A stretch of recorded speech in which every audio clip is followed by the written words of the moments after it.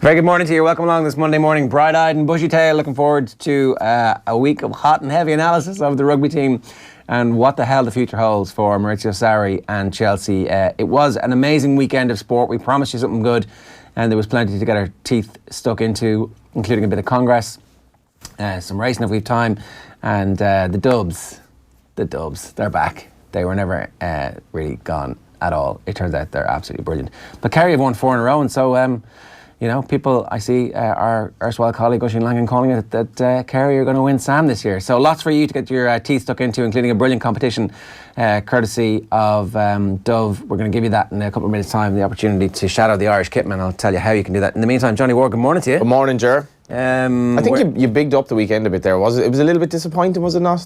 No. The Man United game was crap. Yeah, but you're never going to forget the Maurizio Sarri Kepa incident. It's like an all-time moment in world football history where somebody teaches everybody the rules. Isn't that what it was? I'd never seen this before. 36 years, 30 years maybe watching soccer, never seen that before. And then very quickly Twitter finds that you don't have to go off when you can refuse to go off. This is going to change the game. Imagine this now. Imagine every... I'm not sure about that now. I think every egotistical... Yeah, and there are a lot of... underperforming striker in the world is like, nah, I'm staying on. Kepa can do it, I'm doing it. Yeah, if Mourinho tried to take Pogba off and Pogba was aware of these rules, you could easily see him just, nah, not coming off. I'm saying, have a listen to this. So for anybody who doesn't know what we're talking about, yesterday... He's determined. It's a war of wills at the moment between the goalkeeper and his manager, but you know who the boss is. And it's the boss's word that counts. He's got to go off here. That's not a great sign when you are publicly trying to ignore your manager. Not what you want to see. Shows a lack of authority really from the boss. Well, certainly it betrays the lack of respect from the players, or at least one player. He can't back down. He's got to force him to come up. He's made his decision. He's got to stand his ground, Sarri. Can't let the player win in this situation. Yeah, when he does. Looks like he has, though. It's almost like who's in control of this club? Who's in control of this team? The lunatic's taken over the asylum. It's one of those. Players. Well, the players won. It's incredible. Absolutely incredible. There's about another 4 minutes of this. Is there? Yeah, there's about... If that doesn't undermine you, I don't know what does. And Sarri is absolutely incandescent and with every right to be. Well, he's walking away. He might be walking away from the stadium. Is he walking away from the job? I mean, it's brilliant commentary, in fairness. They did a nice job on the commentary, yeah. They really built it up for what it was. I've offered real sympathy for Sarri. Like, it's a public humiliation at the last time that he needed it. And Chelsea played well yesterday. I know it was a Carabao Cup final, but they played well. They looked like they were playing for their manager. Defensively, they restricted Man City to very few chances, and then you have this nonsense, you know. By the team, against the team who humiliated them 6-0 just 2 weeks ago, which was like the kind of final nail in the coffin, yeah. It really felt that way. But they spent 80 million on Kepa in the summer, and, you're like, well, this is going to be a foundational piece for our future. Yeah. And in all normal circumstances now, he should be gone out of the club like as soon as possible. What can you do? You can't. You've got to keep him. And John Terry was on CoCom, who everybody assumes is like Chelsea manager in waiting at some point, and maybe part of. So the word about Zidane is starting to firm up so much that you feel like somebody has already leaked something, and I don't know if they're going to shoehorn crowbar John Terry in to be the one who checks Zidane's back for the best. Yeah, part of the knife, just ribs 3 and 4. Silent, you don't even have to breathe. No one can hear you scream, Zinedine, don't worry about it. But he was there like, oh, that keeper, he's not that type of lad. He really isn't. As I think it was Gavin Quinny pointed out on Twitter. What type of lad, though? I mean... all the guile of somebody who feels that he might be working with Kepa in a couple of months' time. Yeah. Definitely. Because he didn't exactly go to town on him, did he? No, and it's despicable behaviour. I think it is. And Sarri comes out afterwards and says he had cramp and he recovered, and it was a misunderstanding, and the medical staff hadn't told us that he'd recovered. Yeah, but they had to give a PR front because Sarri's trying to redeem himself. He's trying to keep himself in a job, and the comments afterwards were really rubbish when you think about it. It was quite obvious that he refused to come off, and it doesn't matter if he were injured or not injured. The manager asked him to come off, and he wouldn't. And you could see from their body languages, like Sarri he was very Italian in terms of his temperament going down the tunnel, and then kind of realising, oh, what am I doing here? I think he just lost the plot a little bit. Yeah. But then he comes back, right? And there's another bit which we didn't play there, where so the game finishes before the penalty shootout, and they're all standing around, and Sarri's about as far away from Kepa as I am from you, but Kepa has his back to him, and Rudiger comes over and pushes the manager away. Like he was an angry, like you would have seen one of Paulo Di Canio's teammates back in the day, pushing him away from whatever the latest thing that he was really upset about. Yeah, the referee or whatever. And you're like, I mean, at that point, it's totally gone. Yeah. He just has no authority anymore. Zola didn't look very convincing either, did he, when he was trying to plead? No, come on. Yeah. Come on. Yeah. It was hard to see from at a human level. It was hard to see for Sarri, because I'd say Sarri's a decent man. He's very honest in interviews, which I like. It's already been, I suppose, wrote into the narrative that he's not able to change his ways, which I'm not sure about. I mean, yesterday they looked quite tactically astute yesterday, and they gave a very good account of themselves. Yeah. But unfortunately, the narrative is there that he's lost the dressing room, and when that happens, you're probably on borrowed time, aren't you? He feels like he's one of those Chelsea managers who actually could be good at another Premier League club, as opposed to one of those Chelsea managers who just got the job because he was trendy for a few weeks. Well, it's strange because when he got the job, so many players were hailing his role, and just particularly Ross Barkley just saying how much he changed his career, and training was so different to anything they'd experienced before. And it's not like they're having a bad season, really. I don't think they really have the talent to be any better than the top 4 team anyway. They're definitely not good enough to win the league with that team. They need a striker or two, and they need to hold on to Hazard, which is not going to happen, I would say. Yeah. All right. There's loads of other things that we should be talking about, including Ireland's performance against Italy, where we got a bonus point away win, has been compared to the 2007 Rugby World Cup, where we were really the most outclassed and embarrassed that we've been at any of the Rugby World Cups. So is this in keeping with where we actually are at the moment, or is this again part of that overreaction to the England game? It's hard to tell. We're going to get the expert opinion of Alan Quinlan in about 5 minutes' time, and then we'll speak to Ronan O'Gara in about an hour as well. So, here we go. As Ireland prepare for their penultimate Guinness Six Nations clash against France at the Aviva, the official partner, Dove Men & Care, is giving you the chance to be part of the captain's run. The winner will join the IRFU kit man, John Moran, as he prepares the dressing room for the Irish rugby team ahead of their final training session before the big game. And as if that isn't enough, the winner will also receive a pair of tickets to see Ireland against France at the Aviva the following day. To be given the chance to win, just tell us what your favourite rugby jersey is. You can tweet us or comment while you're watching the show. Make sure you use the hashtag TeamCare and the hashtag OTBAM so that we know that you have entered. So give us a picture of your favourite jersey. This is one here. So this is France 1995, is it? That's class. That's a lovely jersey as well. The World Cup in 1995. That kind of looks better on the human being as opposed to the mannequin. England, I mean, who's nominating England jerseys? Who is nominating England jerseys? I don't like that England jersey, actually. There are some cool, I know you're not allowed to say it, but there are some cool England jerseys down there. That's from England 04. We win that game, so that's all right. That's a nice jersey, no? Scotland 04, famous grouse. It's great. The Scottish kit's a great colour as well. Yeah, you can do a lot with it. Yeah. And you know, the trim is kind of nice as well. The white collar, that's pretty good. So, and then this is Ireland from 09. Nah. Yeah, I wouldn't be mad on the design there now. Prince William looking very happy in the background. It's a rugby pitch, isn't it? Is it? And Mary McAleese. Mary McAleese had a good out innings. She did. Saw a lot of big victories. She did. You saw Scotland there. You think Scotland aren't... Scotland are a rabble. Are a rabble. France. It wasn't even close, really. Even though, like, France, completely lacking confidence, devoid of everything, still managed to turn in a French-style performance from the 1990s, where it was like, oh, look, we can run from inside our own half. We need a favour off Scotland now, do we, to have a chance to win this tournament? We can just beat Wales. If we beat Wales... How does it work, though? Like, so, with our point situation, if England win the rest of their games and we win, so if ourselves, Wales and England end up with 1 defeat and 4 wins, then it comes down to bonus points, and England got a bonus point against us. Yeah. And they've got one against Italy, so you would assume that England's bonus points will carry them to victory. Yeah. So basically we're probably screwed. But if they drop a bonus point, we'll do them by points difference? Maybe. We need to put up a lot of points. yeah, we need to put up a lot of points against. Here's what's coming up. So Alan Quinlan's outside. We'll get him in now. Sports pages, 8:10. Daniel Harris is going to talk to us about the Liverpool Man United game, which obviously was a bit of a damn squib. The sports news with Darren, and then Ronan O'Gara on Ireland. So yesterday on Virgin Media, Shane Horgan did compare Ireland's Six Nations run to his side's ill-fated 2007 World Cup campaign.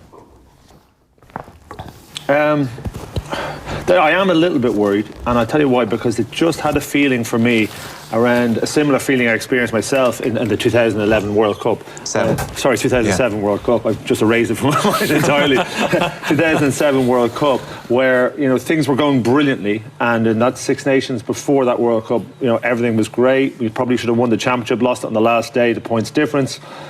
Put a massive score up against Italy, and everything seemed to be fine, and then a couple of things went wrong, and we just couldn't right it again. We just couldn't get it right. And I'm not saying that this group of players are in the same situation, but it's just a sense of that. And I thought today was the big opportunity to get things right again and get very positive. And you can see by the body language, by the way Sexton was shouting and screaming when he was coming off. By the way, even when they scored the Bowman's try, there was no celebration. In Sean Cronin's performance, in fact, Bundyaki went off, and nobody got the midfield going then afterwards. In so many areas, you just thought they didn't get things right. Yeah, we didn't get things right in so many areas. That's Shane Horgan, Alan Quinlan. Good morning to you. You're welcome back. Morning. Yeah, thanks, Ger. Nice little whistle-stop tour of the most romantic spots in Europe. It was a quick you hit. And Dave McIntyre. Paris Friday night. Twin room. Rome Saturday night. And Dave McIntyre not talking to me really, just doing his own thing. Just ignored you. A little bit, yeah. He kind of mooches off really quickly and through the airports, and I'm looking around, where are you? And he's trying to be one step ahead of everybody else and getting queues and stuff like that, and I'm looking around for him. Yeah. So he's not really babysitting me like I like, Yeah. Okay, let's talk about this. Are we overreacting, or is this absolute full-blown crisis time? It's not full-blown crisis, I don't think. It's frustrating more. It's obviously frustrating for people watching, and we're going to analyse it and kind of pick it apart and stuff, but on the outside. But for the players themselves, they're frustrated. I think Joe Schmidt makes a very relevant point that they are trying too hard. Given what happened against England, and this team were on an unbelievable flow and an unbelievable run for the last 18 months, couple of years you could say. They found a way to win, and there was a lot of positives, and if they had a blip, they bounced back pretty quickly, creating a lot of chances and opportunities, and really, really good in their detail. So they've hit a wall where England, it's relevant to go back to that English game, because it's like the positivity and the confidence, the feel-good factor going into that was we beat England. They're going to be tough, very good English side, but we get through that and it kicks off our campaign. Historically, we've been a bit slow out of the blocks for some reason, and that has kind of dented our confidence a little bit. Then Scotland, I thought Scotland's a good win, because we're kind of expecting perfection, and really. They were never going to lose that game. The disappointment in the end was not getting the bonus point win. And there was a feeling then that this one, and I even thought this, right, here's your chance to build a bit of confidence, get a good score, blood some more players, and then build for that last block. And they've kind of, uncharacteristic errors was the concern for me. Yes, I think it was 17 turnovers conceded, 15 handling errors. So it's just that the handling errors, there was a couple of them there where you go, well, that's a mental thing. It's not a skill set. I know one or two passes were poor, and there was a little bit of timing and overrunning passes, but some of the handling errors were really poor. The 4 lost lineouts out of 20. It doesn't seem a lot when you have 20 lineouts and lose 4, but like 2 lineouts can change the complexion of a game. Yeah. Particularly if you're in an attacking area. They got a try off one of our lineouts. Yeah, and if you're or in turn, if you're in a defensive area where you've got to win it and you clear it, sometimes people don't see the value and how important that lineout was to take away the momentum and confidence of the opposition, where you're really efficient, you win it, clear your lines, and you're hurting them, putting them down the field. Some of the kicks were really poor, not from Murray and Sexton, from other players, where we kick the ball up the middle of the field or we don't find touch. And Jaden Hayward, their full back, he's a lovely counter attacker and he's running straight back.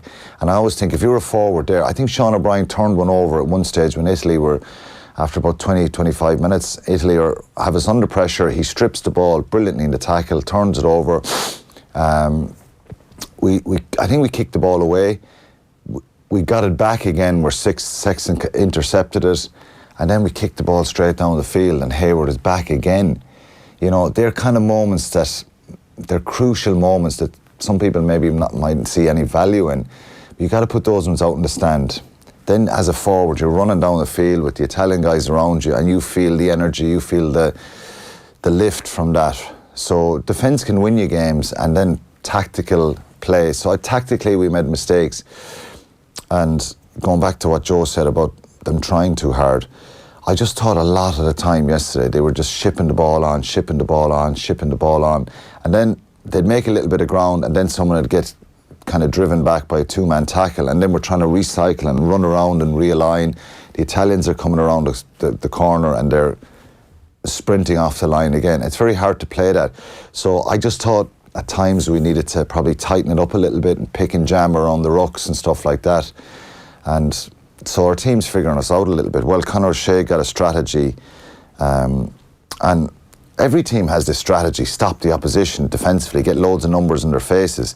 But it's just what you do before that with the ball and stuff. And you know, there's just too many times it wasn't good enough. There's part of me feels like you'd like to see what would have happened if they'd managed to catch the restart that drifts over one of their lads' heads that Stockdale scores a try from. Scores, yeah. Like, you know, we're not going to score one of those tries every week. It wasn't through sheer creativity and brilliance that we scored the try that wins the game. To be fair, the Quinn Roux try was pressure, momentum, hard lines, some great carries. So do it again. And keep doing it. And the Earls try in the second half was the same. So at other times we just gave the ball away with no real sustained pressure, and at times we were going over and back. So it's a bit of a blip for sure, and some of the accuracy was really bad. And it is a concern, but I wouldn't overly react the same way. Look, they're in a kind of a tough place at the moment, and Wales made 10 changes for their game in Italy, and they struggled as well. They won by 10 points as well, and that's a fair point, you know, as well. They go then and beat England. Do you know what I mean? There's about 10 guys. Like, I was trying to go through the players: Best, Healy, Ryan, Toner. That's 4 players in the front 5. Yeah. You could say Tyg Byrne and Ian Henderson are 2 players who could start as well. So that's about 6 players in that front 5. Then you've Stander, your first choice number 8 is missing. Then your second choice number 8, Conan, is missing. You know, there's about 6-7 forwards there that could easily start, and you think, yeah, they can change things up. They're big game players. And then you look at the back line where, you know, you've Henshaw, Ringrose, Larmour, Carberry, which he gives you something different. You know, he gives you that option off the bench as well. Aki going off early. You know, so there's a lot of players that have come out there. So is it a good thing at the moment? Well, you don't want this happening in the middle of the World Cup, right? Well, you'd love to have gone to Rome at the weekend and had a great performance. I was saying, what's a good result? And I was chatting to Dave about it beforehand. A good result is 20-25 point win for me, and not conceding sloppy tries and being a bit ruthless. Our maul was really poor, and the refereeing around the maul at the moment is just catastrophic, in my opinion. Not just for Ireland, for everyone. It's in happening that players in around the European wrong rugby. side. The guys are coming around the side, right, and the maul is twisting and turning, and then they're just staying there. Yeah. They're kind of. And the referees are actually telling them, you know, they're not telling them get out. They're just leaving them. Are they telling them to stay binding? Yeah, if you stay bound, you know, you're okay on the wrong you're side. kind of okay, and it's this interpreted. It's shambolic at the moment. And when I played, the maul was always seen as a brilliant weapon. Very hard. I remember the great Leicester team that beat us in 2002 Heineken Cup final. Johnson, Back, Lewis Moody, Ben Kay, Roundtree, Cockerell, all these guys. They were mauling teams off the park. And I remember that final, we tried to stop that maul. We did do that really well, and we were very proud of that, but they got 2 other tries and they beat us 15-9. But it's gone. The art of the maul is gone, and it's not been refereed properly, and it needs to be some clarity around that. And And Ireland are getting no go forward from their maul, really. Because that was a big thing for us, that we felt that our maul was better than everybody else's. Right, okay. Am I making excuses and saying, well, other teams can cope, New Zealand can, and England have coped, and Wales didn't need to maul England all over the place. But there's certain times that you need to work your maul really well. And Joe Schmidt made a point last week as well that maybe Ireland are too disciplined and they're too nice at times, and they're allowing teams to frustrate them now, and that teams have worked out, look, get in Ireland's faces here, niggle them, be awkward. Like, there was a load of mauls yesterday that kind of split off, and there's 2 or 3 Italian players, Holden, O'Mahony, Holden, Deland, they're actually stopping them from reconnecting with the maul for 2-3 seconds, and it has an effect. And then you end up with a maul of 3 or 4 guys against 3 or 4, as opposed to 8 against 5 or 8 against 6. And the whole team doesn't benefit. Yeah, so look, that's just one kind of point that's annoying me in the modern game of rugby as it stands. But the Italians afterwards, their first question in the press conference was reportedly to Conor Murray, Conor, we were playing against 16 men out there today, because they felt like they got completely ridden by the referee. And you know, there's a case that Rob Kearney should have been penalised and yellow carded. There's a case that Rob Kearney was actually totally fine with the tackle when the ball gets chipped through that time. That was unlucky though, wasn't it? Like, it was so, you're talking about a split second, he couldn't get out of the way. It's a bump. Look, we'd probably look for it and say, but I tell you, if that happened against us, we'd be up for their second try, your man pushes Earls. Adavani, he just pushes Earls clean onto the ground. Yeah. Right, Earls gets back up and ends up going back and being involved in the tackle area. But if Earls is on his feet there, there's every chance that he affects it and negates that attack. And yeah, it's a penalty. It's a clear penalty. I wonder though, does that not get given? Because he's clearly running a lazy line at that point. Yeah, but like, he's entitled to run back. He's not blocking anyone off, and he's trying to retreat to get back and help. But look, it did feel a bit like, Asher, it's only Italy. Yeah, we'll let them away. Let it flow. Yeah. Look, I'd heard that question about Glenn Jackson, and I saw some stuff online about it from some people. Italy's discipline was poor. They should have been penalised way more in the maul. So a couple of decisions probably went their way, but I didn't see it, and I genuinely tried to watch it, even though I want Ireland to win, as neutral as I can. I didn't see any major decisions that he gave against Italy that would have affected it. Their discipline was really poor at times, and you do have to wonder if you're Conor Shea, when you have a kicker who is as flaky as the kicker that they have, but they also have a fullback who is traditionally a kicker. Why not let that guy kick? Yeah, from Tommaso Allen, the couple of the conversions he missed, and penalty as well. Yeah, penalty as well. So it was a long-range penalty, to be fair. I was surprised they were kicking that one, because the wind was kind of swirling in the stadium a little bit. But to be fair, I had a good chat with Sergio Parisse before the game, and I've had these chats with him before, and he's been optimistic. But I felt yesterday that there was a genuine kind of positivity about the way they're going. They have a guy, Paul Atkinson, with Italy now, who's head of athletic performance, and they're kind of trying to implement a similar system here, where they have control of the national players between Zebra and Benetton, which they have, because they're funded by the national union, and that their fitness levels and their skill sets are improving. And he spends a lot of time with those, and they're getting to a level where they're trying to have a real good structure there. Good enough to be able to be sticky for Ireland, an Ireland team short of some with less players? Of course be sticky, but if you...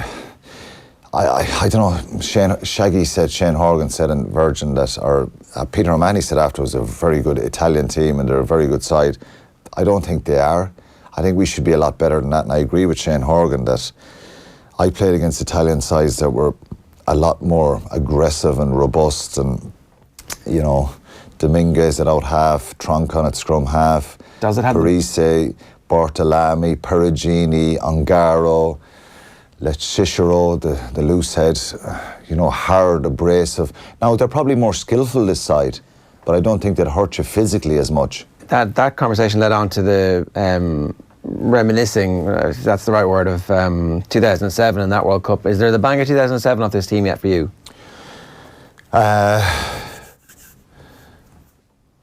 No. I mean, that team was great. Look at that picture. That team was a brilliant team. It was, yeah. And I was sitting in the stand at the World Cup. given out that I wasn't going to be involved. To be fair, it was well documented. That team was split. We went to Argentina, 30 of us, was 15, 16 guys left at home. And this team is less split, because I think that there's a chance that everybody who got a game yesterday feels like they have a chance, right? Yeah, and I think, look, we've developed so much depth now in the group, but I think what some of the players probably have to realise now, particularly after the last 2 matches, is there's a higher level of performance required. Like, we beat Italy 57-14 in November with a completely second string team. Now, I know they had probably, a few of their frontliners missing, but they were definitely they had more of a first team than Ireland had. Six Nations is different. It's just a competitive edge to it. There's more urgency about it. There's more desire, passion about it. And look, I've been to Italy many times with good Irish sides who've struggled. Yeah. And we were happy to get a 10-point win, a 5-point win, a 9-point win. But I just think the standard of this team is set for themselves, and the expectation that's following them around a little bit now. And naturally, I think, like the hysteria over the English game, I wouldn't be that concerned. I think what we do have now is we've got to find ways of coping with pressure, on-field pressure, better if we're not as dominant as we usually have been. Does that make sense? Yeah. So a lot of our success last year is on the back of brilliant line-out, brilliant scrum, efficiency at the breakdown, really good ball carries, good presentation for Murray. So you take away 2 or 3 of those, dodgy line-out yesterday, been stopped on the gain line, slow breakdown, what do? So we actually haven't, these situations now hopefully will stand the team in good stead. Gerard, they haven't become bad players overnight. I think there's been a fair bit of disruption, so they didn't play well enough. The big concern for me yesterday is the turnover, the turnovers conceded and the handling errors. Yeah. That's down to fixable. The top couple of inches. That's all but fixable. it's upstairs. So I think it's key what Joe Schmidt, the kind of strategy and the way he deals with this now. And look, I would trust him to get this right. They've got it right before. We're running a competition this morning. The prize is a brilliant prize for the last training session before the France game. You get to go in and shout out the kitman, but we're asking people for their favourite jersey ever, favourite rugby jersey ever. Yeah. Do you have one? I like one the to wear, the big baggy ones from when I started out. They were a fashion item back in the day. But I swapped my French jersey in my first start in Dublin in the Six Nations. It was my second cap in 2001. I swapped that for the French jersey, but you get 2 jerseys, so I swapped the second one. Right. And I just loved that French jersey. That's your Ireland one there, is it? Yeah, they were the old baggy ones. Yeah, they're fairly stretchy. Look at how scrawny O'Gara is. And O'Driscoll. But then when they went for the tight fitted jerseys, which were probably around 2002, 2003, that's the French jersey I would have swapped with. It was short sleeve, it was cool. I still have it, the white collars. You wear it out sometimes? No, I do not. No, they're all kind of locked away. I'm keeping it for the young lad. Just on the Carney situation last night, he got 5 yesterday. Where are we at full back now? Well, he was the saviour in Scotland, and I think that 5 is a bit harsh. It is a bit harsh, yeah. I think it is a bit harsh. He dropped one ball that was kind of uncontested, which it kind of sums it up. It was just kind of go, here's another mistake, here's another mistake. Here's guys who don't usually make these errors. So was it a day just when for all those mistakes kind of started to translate around into the group, and they were all panicking. And I think what they were leadership is, saying a team lacked leadership is kind of insulting in some ways, but when good leadership is players taking control on the field, having a little huddle saying, look, just put the ball down the field, or do this or this, and someone kind of throwing the toys out of the pram and rattling players in any level of sport. And we probably didn't see enough of that energy yesterday. Yeah. People were looking around saying, well, Jesus, who's going to do something brilliantly here? And there's probably 3 players that I could find who were full of energy and full of commitment, and that was Earls, O'Mahony and Ultan Dillane. I thought Ultan Dillane was brilliant. He's the kind of fella that, he's non-stop. He put in 20 tackles, and they were all good tackles. Yeah. They were really and 2 of the tackles led to turnovers for Peter O'Mahony. So there's a lot of other guys who were just dead in their feet, which is unfortunate and strange. Plenty of time to fix it though before the World Cup, so we're still going to win it. Don't worry about it. Quinny, good stuff. Thanks very much. Sure. We'll get back to this in about 25 minutes' time with Ronan O'Gara. In the meantime, we're turning our attention to the football and the 0-0 draw. We'll start with that anyway. Daniel Harris is with us this morning. Daniel, what did you make of Manchester United's performance yesterday, given the injuries that they had and the fact that they had to use their 3 subs in the first half? Yeah, they played pretty well in the circumstances. It's interesting under Solskjaer because what people tend to talk about is the way he's liberated the attackers and the better football that they're playing. But just as significant is the way that they're defending now. And the defence that Mourinho thought was appalling is actually turning out to be not that bad after all. I think they're 7 from 11 clean sheets. 7 in 11. Yeah, 7 in the last 11 they've kept clean sheets. So you don't do that by mistake. And they certainly haven't done it simply by packing the back 4 or sitting very deep. They had to do that a bit yesterday, but it wasn't a panicky clean sheet in the way that it was against Tottenham, where De Gea was made to make a whole load of saves. They actually looked very solid in defence, and you didn't really expect them to let anything in. So that is a big improvement under Solskjaer, and just as significant as their ability to attack properly. In fact, the way that they can defend is allowing them to attack properly. That was the very interesting thing about yesterday, I thought, Ger, was that if Solskjaer was advertising his credentials for the job, I think yesterday could have been a defining moment, because they really looked like a team who knew what to do when they were under the cosh, and Liverpool had so few chances in the game, Daniel. I thought if you're looking at some of Solskjaer's tactical kind of victories, maybe this was definitely up there, I thought, because they obviously didn't have much of the ball, but they really, of all the games Liverpool have played this season, in terms of chances in a game, that must be one of the games where they created next to nothing. Yeah, I mean, talking about Solskjaer, it's really hard to see him not getting the job now. I think, obviously, there's quite a lot that can happen between now and then, but it would require a collapse, because he's proved himself able to motivate the players and just make everyone feel happy and make the club feel like a happy place again. That by itself wouldn't be enough. That would be a handy job done by a caretaker. But the tactical acumen that he's shown to vary things according to opponents, to get by better opponents like they did against Tottenham, even against PSG. They got done in the second half against PSG, but that was only once Martial and Lingard had gone off. Against Burnley at home, he got his team wrong, but he managed to find a way to get a draw. And yesterday was the only other league game he hasn't won. And again, he managed to turn a point into coming out of that game with a lot of positives. So it's not just the being nice that people thought about him, but it's about finding its edge again and finding a way to get results in adverse circumstances. And that is a very key element of any manager. So they could collapse from here and end up finishing 6th. And if they do that, he won't get the job. But if they keep going the way that they're going, and there's not any particular reason to suggest that they won't, then he's got a really good chance of getting the job. And actually, it'd be hard to see him not getting the job. Talk to us a little bit about what you made of Liverpool's performance yesterday, because when you consider the Manchester United team that was named and then the injuries that they suffer in the first half, they will be thinking that this was an opportunity lost.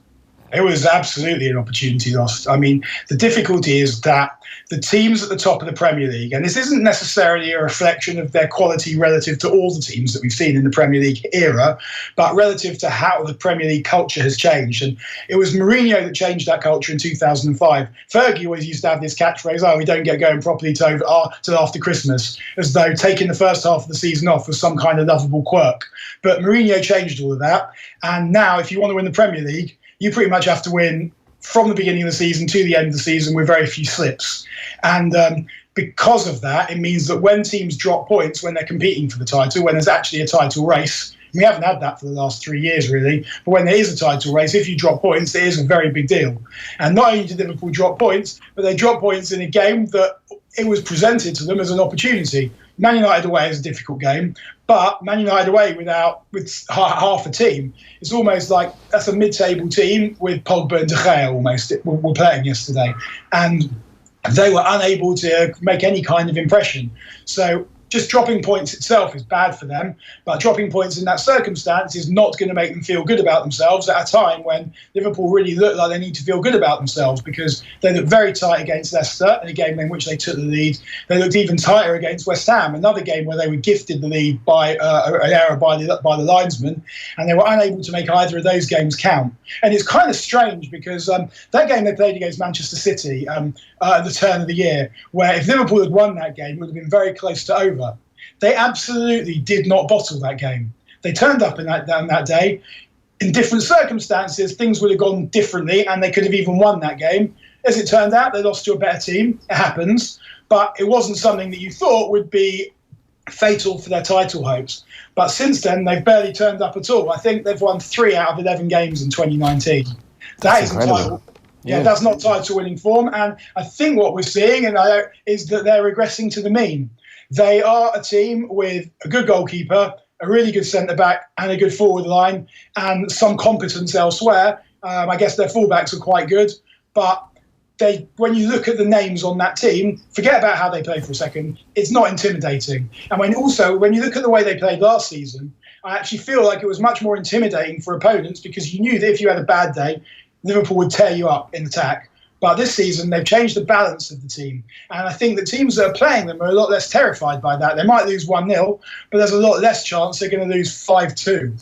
And I think that they've sort of regressed to the mean of where they are relative to their ability, which is they're a good side, but they're not as good. They're not in the same postcode as Manchester City when Manchester City are playing well. And yet they're a point ahead of them with 27 games gone in the season. So that's the bit then. Does that make Klopp an absolute genius to be able to go toe-to-toe over the course of the first 27 games of the season and be ahead of this Man City team?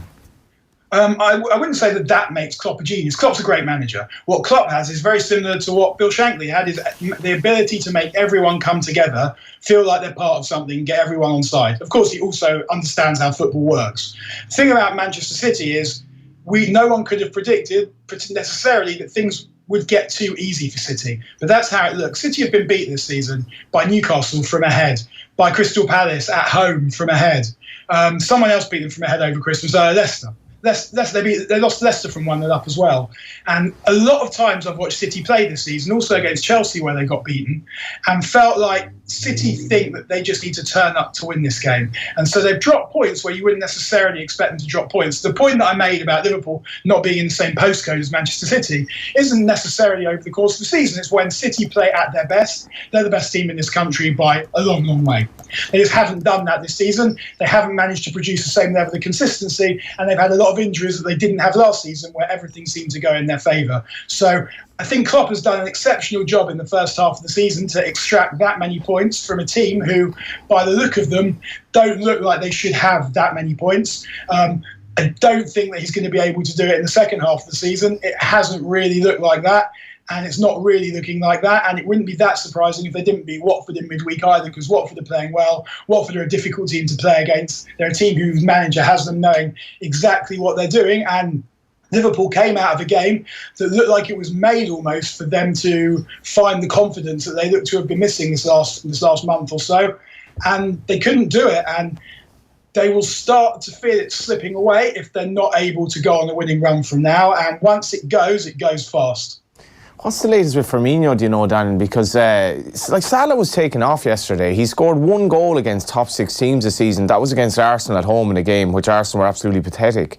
And then Firmino, obviously, I think he was in crutches after the game. So I would be seriously worried for Liverpool if he gets injured for any sustained period of time. Yeah, I agree. Firmino is one of those players who's very, very important to the pattern of the way that they play. The ability to hold the ball up and the ability to bring others into play. As far as that front three goes, and I don't watch Liverpool every single week, but I've seen quite a lot of Liverpool this season. And actually, I think Mane has had a much better season than Salah. And in the games where they haven't been winning recently, Mane looks much more likely to be the player who's going to rescue them. Without Firmino, they are going to have a problem. They'll need to find a slightly different way of playing because they don't have options up front. So they could play Daniel Sturridge, who has a lot of talent, but is unreliable. But it would alter slightly the way that they'd have to play, and they might think about altering something in midfield as well, because Firmino gives them a player to play off. So in midfield, they have whoever the 3 players are. There's usually a lack. They have a lack of imagination and wit and creativity in midfield. So what they do is they get the ball into Firmino and play off him, and then get men forward.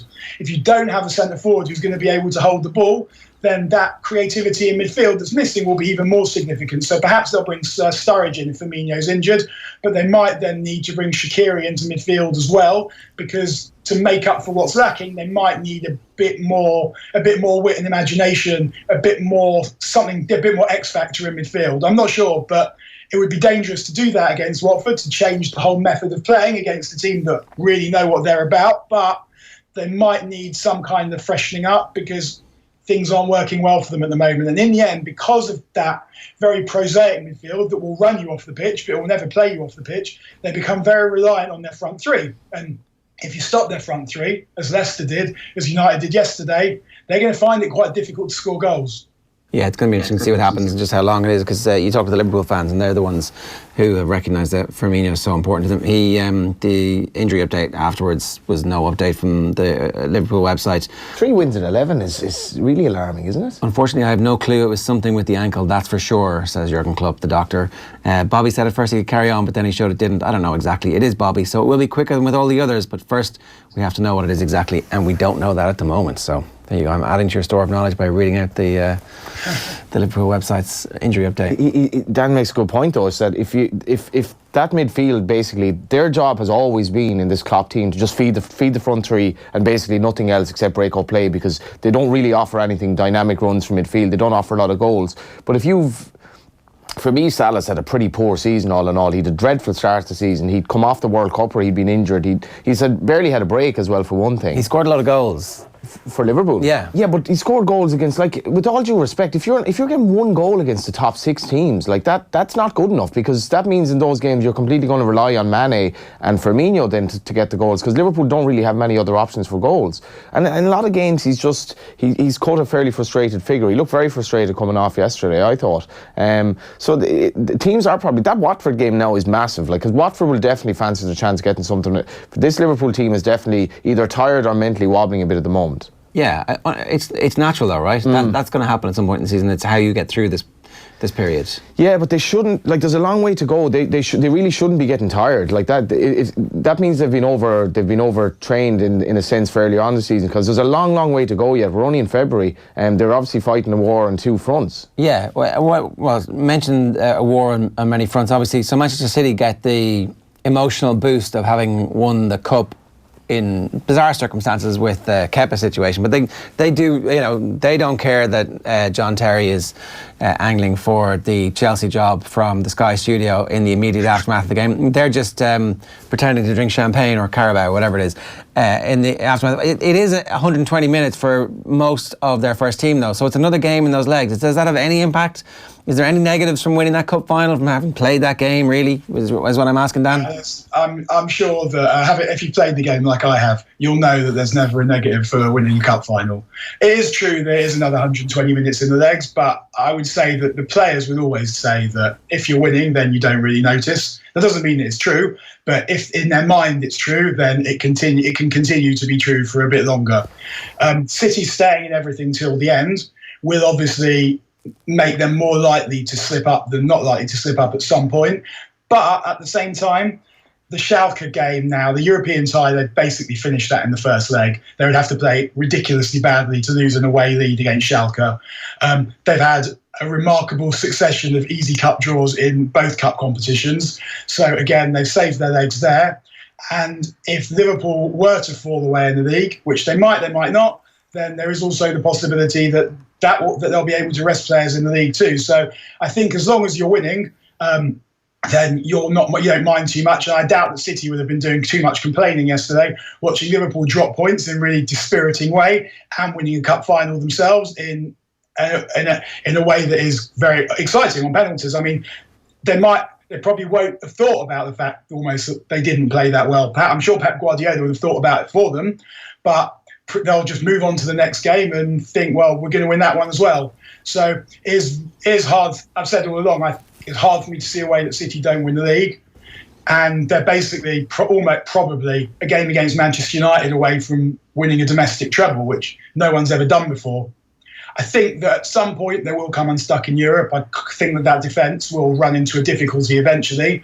But if they get the winners of Spurs, Borussia Dortmund in the next round, or Porto and Roma, then they're in the semi-finals of the Champions League without having played anyone, more or less.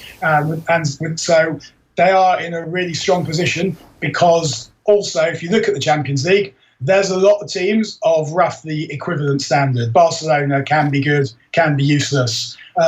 Atletico Madrid, I quite like to see them against City. I think that would be a really interesting game to watch those two teams play. PSG can be really good, but other than that, there isn't that much available that I think will concern Manchester City at all. It's just a matter of who they end up having to play, because if City get Roma in the next round and Atletico draw Barcelona, then there's basically one difficult game to win the Champions League too. So I would say that I think they probably will fall down somewhere, because it's really hard to do. But at this point, you cannot deny that everything is available. Yeah. Daniel, great stuff this morning. Thanks for joining us. See you again. It's Daniel Harris giving us some thoughts on most of the weekend's football stories. We didn't get his thoughts on Kepa, but we will at some point. It's coming. So I want to play you this. Nathan and Kevin Kilbane couldn't be... sure, they might have been at Croker on Saturday night. Was Kev at Croker on Saturday night? Or was he somewhere else? I don't think they were. I think... Kev was accused of being the PR wing for Mayo GAA after his... Oh yeah, lots of positives to take from that performance. Lots of the young lads did well. We did the Dublin game? Yeah. Right, that's a hell of a... He was accused by one of his colleagues here at Off the Ball. To end the call was quick to, what are you talking about? Yeah, justifiably. Punching up, and good man. So anyway, the lads were at Old Trafford for us yesterday. Here they are with their post-match thoughts. Have a look. So it finished Manchester United 0, Liverpool 0 here at Old Trafford, and to quote Jurgen Klopp to Ole Gunnar Solskjaer at the full-time whistle, that was a shit game, Kevin. Well, you can't argue with that, can you? You can't argue with that. Why was it a shit game, Kevin? Well, do you know what? It lacked in the final third, both sides really. Was it Liverpool one shot on target? I don't really remember them seriously testing David De Gea out in goal. They tried to, I think they started the game well, and I think they got in behind United's back four a good few times, but that final cross, that final pass, and the real key moments was lacking for Liverpool today. It really was, and I think you touched on it in commentary yourself today. Liverpool have been lacking in recent weeks. They've not been as free-flowing as they have been in the early stage of this season, and that's what Liverpool felt. And I think it was the same for United as well. The final third, both sides were very poor, and that's maybe something that we can take from it. Yeah, 3 draws in their last 4 now for Liverpool. Yeah, are they bottling it? I think it's a bit harsh to say that, isn't it? But I think they're feeling the edge that's around the games at the moment, and I think it's certainly, when you look at today, we came here, what we're talking about, we're all excited, we've got the buzz on, we're expecting free-flowing football, both sides actually going for it, we're expecting the United side to come out and attack Liverpool. I certainly was, and I think it would have suited Liverpool. It was most supposedly, in my mind, playing into the hands. I think when Liverpool will look back on the game, Man United 3 injuries by half-time, Marcus Rashford effectively playing with injury through the second half as well. It was. I'm looking at it and I'm thinking this is an opportunity missed for Liverpool. It really is. I don't think they're bottling it. I think that's maybe a harsh term, but they're certainly they're nervy and they're a lot more edgy. Yeah. And is that the reason you think for the poor performances, the nerves, or is there something else missing? When it comes down to this part of the season, the final third of the season, is there actually something in their squad missing that they can't kick on? Well, he brought Shaqiri on. I think he was a sort of player that they needed in this type of game today. Someone that's going to come on and change it and give them a bit of spark, a bit of creativity. And so he came on. It didn't really have an effect because of how United played against it. I think the last 15 minutes of the game, United just dropped off and said, right, come and beat us, try and get in behind us, and we'll try and hit you on the counter-attack. They played like that for a majority of the game, United.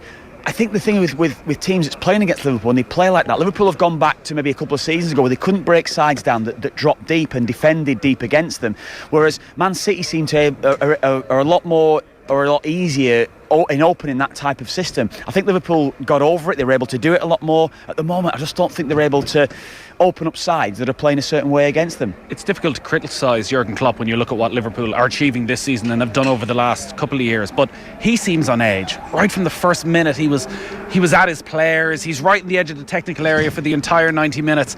And there was when Jordan Henderson came off and Henderson just walked straight past him, clearly angry. It feels as though everybody's on edge. Yeah. Does the manager need to somehow calm that down, or is that changing him and everything that's actually made him so great? I think that's right. I don't think he's going to change his style.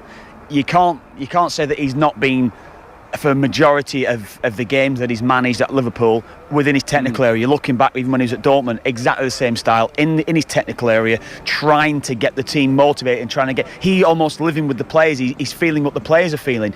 I don't think he's going to change that, but there is an edge. There is a certain edge around Liverpool's play at the moment. Look at Mo Salah today. First touch letting him down continuously throughout that game, allowing Luke Shaw to snap into him. Sadio Mane not as free-flowing as he was. Firmino, before he got injured and came off, not as dynamic as he was. So Liverpool are lacking. I think that they are in certain areas now. They're not as, I don't know, as confident as what we saw them earlier on this season. And first touch and whatever it will be usually goes when you're not confident. One of the good stories today, I think, was Luke Shaw's performance. Probably his best performance in a Manchester United jersey. And considering the criticism he's taken over the last couple of years, a lot of very personal criticism about his attitude to training, his attitude to the game. Like, to dominate Mo Salah like that, there's not many players who can do that. No, he did. I thought he was superb today. I think he'd probably want to add to that, to his own game, by getting forward more. I think he'd see himself as a good attacking fullback, and he wasn't really able to do that today. I think his mindset today, I'm going to stop Mo Salah, which is brilliant. First of all, I'd say that's your job. Do that job correctly, and then everything else can flow off the back of that. So maybe that's something that needs to be added, needs to be a bit more dynamic, maybe creating more chances in games. But up against Mo Salah today was outstanding. Every time Salah got the ball, I said before, I think what Salah was doing, his first touch was letting him down, simply because he was expecting Luke Shaw just to come and snap into him immediately with that challenge, and that's why it was letting him down.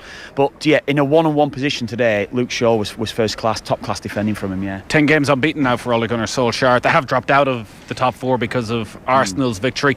Like, how different is what you saw today from what we saw at Anfield 2 months ago? Well, we saw at Anfield a capitulation, didn't we? We saw players that weren't playing for a manager. We saw players that were seriously lacking confidence. I don't think they were great today by any stretch of the imagination, but I think we saw a resolute, a strong performance, winners that wanted actually to get through this game and not get beat. With all the injury problems that they had, I think you've seen a little bit of steel to United today. Great atmosphere at Old Trafford again today as well, and all the football wasn't maybe reflective of that, but it was hopping from the start of the game to the end of the game. I think they were right with the team, and that's certainly something. The vibe around Old Trafford has seriously changed. Which was more disappointing, Mayo's performance last night or this game? Oh, Mayo, of course. Bloody hell, yeah. On that note, no more needs to be said. Cheers, Kev.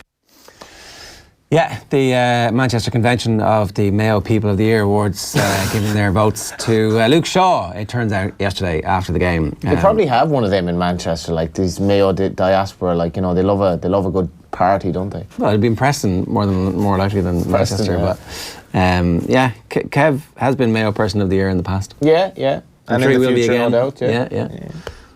How are you? Good morning, Ger. Not too bad. So, should be mentioned that this is a Shells fan beside me. Thought they were going to have a shocking start to the season. 2-0 down in Galway. And our guest on Saturday, Kevin Kilbane, got 2 goals and Shells turned it around. 3-2. Yeah. 2 goals in quick succession. Were you at the game? I was, yeah. Michael D was there, 2,200 or so at the game. He led a parade up to the game. Yeah, so it was like, they called it Reclaim the Dyke. So the Dyke Road is the road that goes to Terryland Park, and down the years everyone walked to the game. So it was kind of like trying to invoke the past kind of patterns of marching your traditional route. Yeah. Didn't think we get the marches in to the show today, but it was just, I suppose, you just dropped your mic there. My mic is gone. It's gone. So yeah, forces intervened. Dark forces intervened. I'll do the competition in the meantime. Right, as Ireland prepare for their penultimate Guinness Six Nations clash against France at the Aviva Stadium, the official partner DoveMen Plus Care is giving you the chance to be part of the captain's run. The winner will join the IRFU kitman John Moran as he prepares the dressing room for the Irish rugby team ahead of their final training session before the big game. And if that isn't enough, the winner also receives a pair of tickets to see Ireland against France at the Aviva the following day. To give him a chance to win, we just want you to tell us what is your favourite rugby jersey. You can tweet us or comment while you're watching the show. Make sure you use the hashtag TeamCare and the hashtag OTBAM so we know that you have entered. How do you actually win it? So, like, it's all in association with DoveMen Plus Care. We pick. You pick the best jersey or whatever. Yeah. Well, we'll run through and then we'll pick a winner every morning. It'll be a draw. Yeah. So, that kind of decides on points. There. So it'd be nice if you tell us what year, Tegan. That which year is that? Is that the current one? No, it is, isn't it? Last year, I think. Yeah, I thought that That's the old Connacht one. Horrific. That's a horrible jersey. That's It's for kids. It's like a superhero. It was not even a good superhero. It's the Green Lantern. Parma UNESCO City of Gastronomy. Zebra. Okay, that is Zebra, yeah. Good spot. Wow. Yeah, all right, so there you go. Darren. We will start with the Six Nations, and there were frustrated figures all around as Ireland got out of Rome with a win. They made it back-to-back victories by beating Italy 26-16, although it was the unconvincing nature which left many fans unhappy. Head coach Joe Schmidt admits his half-back pairing just as angry as anyone who watched the game. Johnny Sexton kicked a towel in frustration as he left the field during Ireland's unconvincing win at the Stadio Olimpico in Rome. Conor Murray unhappy with the uncharacteristic errors that have littered his recent performances for Ireland. Schmidt feels that the team are desperately in need of a confidence boost. You know, there's a real danger when you start trying too hard, and then you start trying too hard and you tend to create pressure on yourself, and then you don't play well. You play best when your confidence is good, you have a sense of responsibility, and that you combine the two to be fluent in what you're delivering. And unfortunately for us, we weren't cohesive enough right through that first half that it grew. Now, not a mutiny, but a misunderstanding. That's how Kepa Arrizabalaga has explained his actions in the League Cup final. The keeper refused to be substituted before the penalty shootout loss to Manchester City. After twice receiving treatment towards the end of the game for cramp, manager Mauricio Sarri was ready to haul him off with Willy Caballero primed to take his place for the closing stages and the penalty shootout. Kepa refused to leave the field as he felt he was able to continue. Sarri furious on the sideline, and at one stage looked like he was about to walk away and leave the stadium, which has left fans questioning the explanation he gave after the game. You say it was a misunderstanding, but basically your player has ignored your authority. I mean, by not coming off the pitch, he's ignored your authority. Or you can remain with your opinion, of course. You don't see it like that? I told you the truth.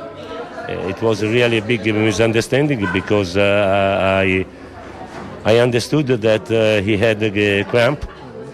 So we needed to change because I didn't want a goalkeeper with a cramp to the penalties, and the goalkeeper told me from the pitch, no, I am able to play.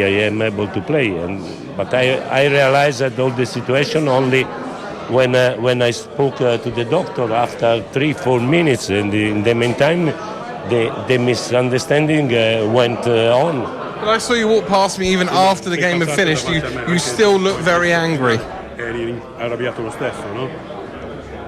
Yes, of course, because as I said before, he was right for the reason, but in the wrong way for the conduct. I'm sorry I have to ask you this, but after today, you still have the backing of your players in the dressing room, yeah? If you saw the player, the match, you have the answer. Now, get some player reaction to this. Vincent Kompany says he was delighted to see Willy Caballero not come on because he'd actually won them a penalty shootout a few years ago in a League Cup final. David Luiz says he actually told Arrizabalaga to respect Mauricio Sarri's decision to take him off. David, everyone says it's a misunderstanding, but it did look like a player was basically saying, I'm not coming off, and... So... What do you want me to say? I said already, I also think it was misunderstood, but if you think a different thing, you can write what you want. The players are still behind the manager, yeah? Yeah, I love the way he plays. I love he's as a man. He's a fantastic person, so of course they play with him. Fantastic person. What if it is a big misunderstanding? What if Sarri just in the moment was really angry? No, it wasn't. What if? Yeah. You're not having not it? Good. It's not good. No, it looks really bad. Should be my uncle. But what? I don't know why you'd come out and defend the player in that situation. I think he cost 80 million quid. What are you going to do? Yeah. Throw him under the bus like he deserves to be. If he was genuinely being like, you know what, this manager's going to be out of here soon enough. I'm staying on. I'm not leaving. Say that's what he did. If that's what he did. But everybody knows that's what he did, right? So you don't need to be the one. If you're so Sarri is looking at his next job, and he's looking at what the next owner who wants to employ him thinks, like, okay, that guy, he's got a bit of class. He rose above this. He took one for the club, and the team has protected the asset. And sure, he's getting fired, but he's going to get a good payoff for it. Abramovich's going to look after him for this. Yeah, but as soon as Kepa stops being in the team, we're going to know that there's probably a bit more to that than we were led to believe at the time. Kepa's going to continue playing. Really? Like, I think so, yeah. And like he should 100% be dropped for that. Like he should be out of the club. Well, he'll be injured now because there was cramp, but it was actually a hamstring, and they'll discover a hamstring. So, but he won't be out of the club because he's too expensive. They just spent 80 million on him. But is this a sign of players being bigger than the manager now? Like when you look at Pogba, player power is becoming for the brand in Asia and all that. Fine him £1 million and he won't do that shite again. Yeah, absolutely. Make it impossible for him. Do it. Yeah. Liverpool manager Jurgen Klopp says he's looking on the bright side after their goalless draw with Manchester United. The Reds reclaimed top spot in the Premier League with a 0-0 draw at Old Trafford, and Klopp feels it's a point gained, not two dropped. I'm not here to be frustrated. In this moment I have only to say what I saw. I'm not frustrated. I always take what I get from the boys, so that's how it is. And it's just it doesn't feel world class in the moment, but that's okay. We have a point more, so that's now it's a situation clear. Now, the SSE Electricity League table toppers Shamrock Rovers hope to make it 3 wins on the spin tonight. The top two go head-to-head at Dalymount Park as the Hoops play fellow form team Bows. The Gypsies have taken maximum points from games with Finn Harps and UCD. Rovers have navigated a tough start to the season by beating Waterford and Derry. Action begins at 7:45. The Dublin clubs have enjoyed a good start to the new season. St Pat's have defeated Cork City and Sligo Rovers. Tonight they meet Finn Harps. Stuttering Dundalk look for their first win at the third attempt. The champions face UCD at Oriel Park. Derry hope to bounce back after losing to Rovers last Friday night. They face Waterford tonight, while last season's runners-up Cork City hope to avoid a third straight defeat. They play Sligo Rovers. Just on that, actually, Waterford are playing Derry today, so you can imagine that's like as a bus ride, that's definitely the guts of 5 hours to go from Waterford to Derry. You pretty much go via Dublin. They're travelling today.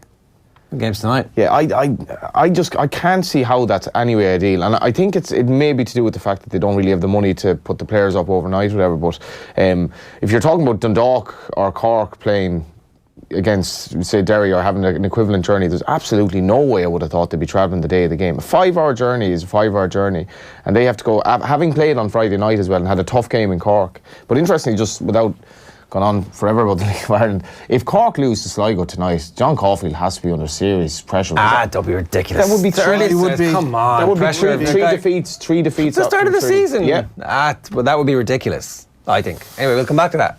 Are you done? I've got one more story. It's Tomas O'Shea believes the GAA are not in touch with grassroots members. The Kerry legend feels the decision to allow Dublin to continue to play 2 Super 8 games at Croke Park shows a disconnect between the rule makers and the members. Donegal tabled a motion aimed at preventing any team from nominating the same ground as both home and neutral venue. The proposal defeated by 64% to 36, meaning the All-Ireland champions will play 2 out of their 3 Super 8 games in Croke Park. He's told RTE, Congress is supposed to be a democracy, but I don't think it is. It's a small percentage of people who run it their own way. To me, there's a total disconnect between the rule makers and the players and the people on the ground. I think it's unfair. We'll come back to this a little bit later on, and maybe Darren will come in and defend the indefensible for us. I won't. Right.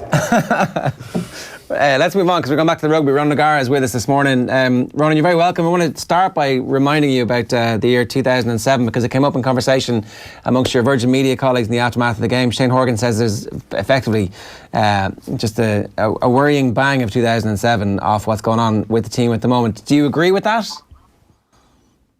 No, I wouldn't, because I think 2007 was...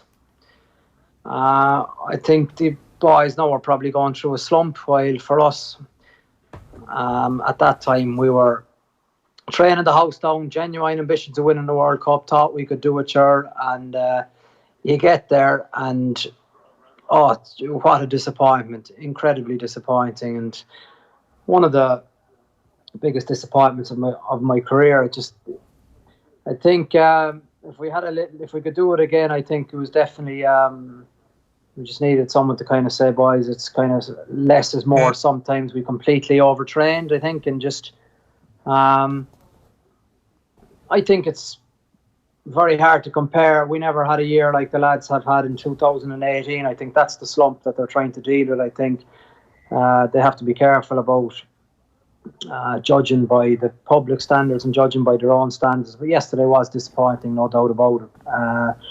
But to say 2007, I would think is I wouldn't go along with that. What was the reason that yesterday was disappointing? Because it wasn't our first choice team by any stretch of the imagination, and yet we still managed an away bonus point. I don't think we have ever kind of talked about this What's different about this group is I think they have an awful lot more strength and depth, but maybe this season has told us that the strength and depth isn't as strong, or maybe it is as strong, depending on what your outlook is on the senior players. Is there a more competition? Are a few of them under pressure for their places? Or I suppose that's what's going to happen in the next two games, and the warm-up games now against Wales and England are two juicy games, so there's probably a lot at stake in terms of, I think what the first three games has said now, it's probably harder to name the Irish team now than it was at the start of the Six Nations. And I think also for the first time in maybe 40 games, I saw an Italian team that were really, really capable playing. I didn't see anything of them before yesterday. I don't know, was it the fact I was up at 4 a.m. to watch the game, or was it, which was a bit of a strange buzz. But I think I thought they were intense. They played with tempo. They threw the ball out in front of each other. They looked to know what they were doing. Everyone kind of bought into it. Tibaldi was excellent at 9, and what a crowd. I just think that has been missing. I think most definitely, like, this is the same team that I saw. I know it was a friendly in Chicago, but when I went to watch that game, I was kind of convinced that Italy didn't know how to play rugby. But looking at them yesterday, they were good, and I would have to agree for the first time with Conor O'Shea that, judging what we saw yesterday, they have made big progress in the fact that they look like a rugby team. Because the consensus here has been that we're giving them too much credit. If Peter Manny comes out afterwards and says, look, they were a good team, and the consensus in the studio afterwards was that they're not a good team at the moment, and they're not playing, that Conor O'Shea's not doing a great job, and that they're not playing. Yeah, well, I suppose, Ger, that's a few people's opinions too. That's the beauty of sport in Ireland. I think everyone, and I mean, there's a lot of good opinions out there. I would say that what happens in Peter's case there, he's captain, he's played 80 minutes, he's grabbed by the Irish PR man, and he said, okay, put a positive spin in this, Peter. And Peter's an honest guy, and he kind of he had to toe the line and go, yeah, it was we're not far off. We know we're not on top of our game, but we get there. And basically didn't enjoy the interview. And I think they would be disappointed with certain aspects in the fact that Italy probably played well with the ball, better than I thought any of us thought they did. But they're not. You can't say they're a very good team. So from Ireland's point of view, as you say, it was a bit of a scratch side, but these guys are going to be going to the World Cup too, so it's not that scratch. Yeah, okay, so let's talk about what you would do if you were coaching this team now in terms of trying to improve the form and the sense of confidence that they have. What's Joe Schmidt saying this week to this team to try and get them back to a level that they're capable of playing at? Well, Ger, if I knew that, I'd be coaching Ireland, wouldn't I? I think it's actually probably it's good now that they have a kind of another week off. I think in the fact that they don't play next weekend, and they've got tasty opposition. The result in terms of from Ireland's point of view, in terms of France beating Scotland, you'll be surprised how much of a shot of confidence France will get from that. I know it's only one game out of the blue, but the way their mentality is, the fact that they will go now, okay, we've beaten Scotland, the monkey's off our back, we're going to just play. And I actually think France picked a team that play in their positions for their clubs, and that's probably a contradiction in the fact that Ntamack doesn't really play 10 for his club, but Fico and Bastro are a lovely combination, and their back three was good, and up front I think they brought in people that they know that can do a job. So I would say training becomes a lot more important than it has been in Camp Ireland for a long time, and the fact that I think there'll probably be going back to the good old days, it won't be called it, but you could potentially have an A versus B kind of game, or you could have a complete mixed game of 30 going at it for 20 minutes. And depending on how that goes, and depending on if you're picking on form, I think that could be how selection for the France is decided. There are injuries in the backs. There's injuries in the back row. I think Ireland are probably one guy who's definitely probably missed, I think, with and without the ball is Levy. I think his abrasiveness is probably something that is missing at the minute. But 2 second rows were good yesterday, I thought. And I thought Earlsey was very sharp from an Irish point of view.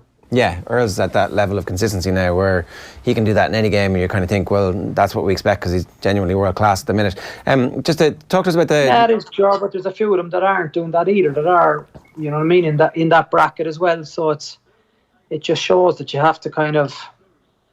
You have to work it, and sometimes when it's going against you, you kind of just need to probably display your character, even if your form is probably not where you want it to be. But... you know, I think what probably Joe would be a little bit concerned with would potentially be the body language. I know they weren't winning, or like they'd like to win, but it was still a bonus point win. But I think from an Irish point of view, you wanted probably a little bit, maybe more of a smile on the face, if that's possible. I know it's a 10-point victory, but at the same time, in that environment, when it's very pressurised, sometimes you need to just make the mood light at times if you can. He said that he thinks that Conor Murray is trying a bit too hard at the moment, and that kind of the 9 and 10 has been a lot of the focus for just what is the form of our 2 best and most important players, 2 genuinely world-class players who've been, you know, the dominant players in their positions in the world, or at least in the top 2 for the last half decade, and they're not playing well at the moment. Yeah, it's definitely an issue, I think, in the fact that Conor's had an injury, and he has been probably mixed. I wouldn't say that he's been completely out of form, in the fact that I think early on for Munster was one game in particular I thought he was really impressive. Then he went off the boil a little bit, then he's come back. But I think what you admire about Conor, I think, even when he dropped a few early balls yesterday, but I felt he kept grinding away. I think, you know what I mean, I don't know what the reason for him taking over the kicking, but that's probably, to us, it mightn't be a big thing, but for a fella that isn't a regular kicker to do that and do it with aplomb is a fair feather in his cap to be able to do that. And Johnny hasn't played enough minutes to be hitting anywhere near the form he wants to be hitting, and you could see it yesterday, probably even in something like his line kicking or his restarts. They just weren't of the standard he'd expect them to be. That's the type of thing that comes back, though, right? Like, you know, he's not going to be bad at restarts the next time he plays because he's going to go and practice them this week. And like, these are tiny little things that come back quite quickly to players at that level. Yeah, of course, yeah. And on the flip side of it, then, Ger, is that sport that, you know, at that level, when you kind of have momentum, it just runs so smoothly. You look at, I suppose, the mindset of them when they literally kind of played New Zealand off the park. There was just a flow to their game. There was an edge to them that for the first 3 games isn't there. But I think sometimes when you dig for it, it's harder to find it. And I don't know, because I don't have the solution to that, because I was in that position myself as well as a player. And I never got full circle on the solution on it, because the group we were in, we went digging, and it meant so much to us, and we went after it, and you just put everything on hold, and then you actually find yourself in a bigger hole. So I look forward to the psychologist who can inform me, please. Yeah, I think maybe that's the problem. That's the bit of this cycle that we're in at the minute that's reminiscent of 2007, is that you kept digging in 2007 and didn't get anywhere. So the fear is that this team keeps digging. No, I think, you know what I mean, irrespective of what happens in the Six Nations, there's plenty of time to address it. Yeah. That's the beauty of this. And, you know what I mean, you're talking about 12 years on, and you look at the psyche of Irish sport over the last 12 years. We've gone from a kind of an era of glorious failures at certain stages to, I would like to think, a merited top 3 rugby team in the world. There's 2 quick things I want to ask you about before we go here. One is Dan Biggar's performance off the bench. Surely good enough to get the start the next time Wales play? I wouldn't think so. No, I actually thought.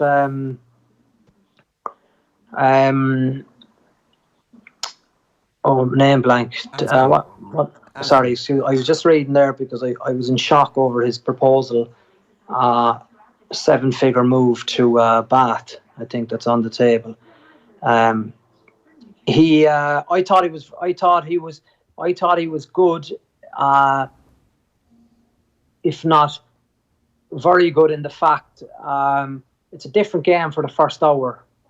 England, I think, when I was watching it, and maybe I was delusional at this hour of the night because I was at their game, watched the Crusaders game when I came home from 12 till 2 in the morning, watched Scotland France from 2 till 4, and I watched England Wales from 4 till 7. So at that stage I was rugbyed out, but I actually thought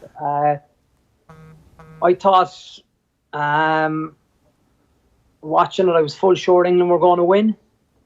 And I was only after the kind of hour mark at 10-9, I was kind of saying, Jesus, Wales, in fairness to them, have an incredible capacity to hang in there and play from being on the ropes for so long. And I think they have a lovely, mix in the two of them now. I think Anscombe is a lovely runner. And I think Biggar then just has a capacity to scan a game for an hour and come off the bench like a lot of smart players and make a killer impact, because it's amazing in sport when you have the opportunity to kind of land a knockout blow and you don't do it. England had a few chances and they couldn't put Wales away, and you knew Wales with the home advantage, 1 point down, it was like, okay, England have a question mark over them, knowing where the finishing line is in big games. So they tapped into that, and I thought, it was, the cross kick was brilliant, yeah, but as a kicker, is it better than the leap of the winger, catching the ball above his head and out jumping Elliot Daly? No, it's not. It's a fantastic bit of feeling, I think, to score a try, which you've probably very little rights to score, sure. Yeah. So that Welsh performance was the kind of perfect Wales performance then against a team like England, where you suck them in and you withstand that onslaught in a way that Ireland didn't, and then you start to put the doubts in their mind. Yeah, but also I think, like Jerry, I would think that England were 40% off than they played us, I would think. I didn't see that crazy line speed and the unbelievably diligent spacing all over the pitch. I didn't see Farrell's accuracy with the boot. I saw it maybe 6 out of 10 times, but like against Ireland, he nailed it 9.5 times out of 10. He probably didn't put a foot wrong all day. He had a few errors against Wales, and there was also 1 or 2 errors from Elliot Daly. Yeah, unusual. The other thing, I was glad this morning to wake up and read the New Zealand press are as obsessed with your next coaching job as we are in this part of the world.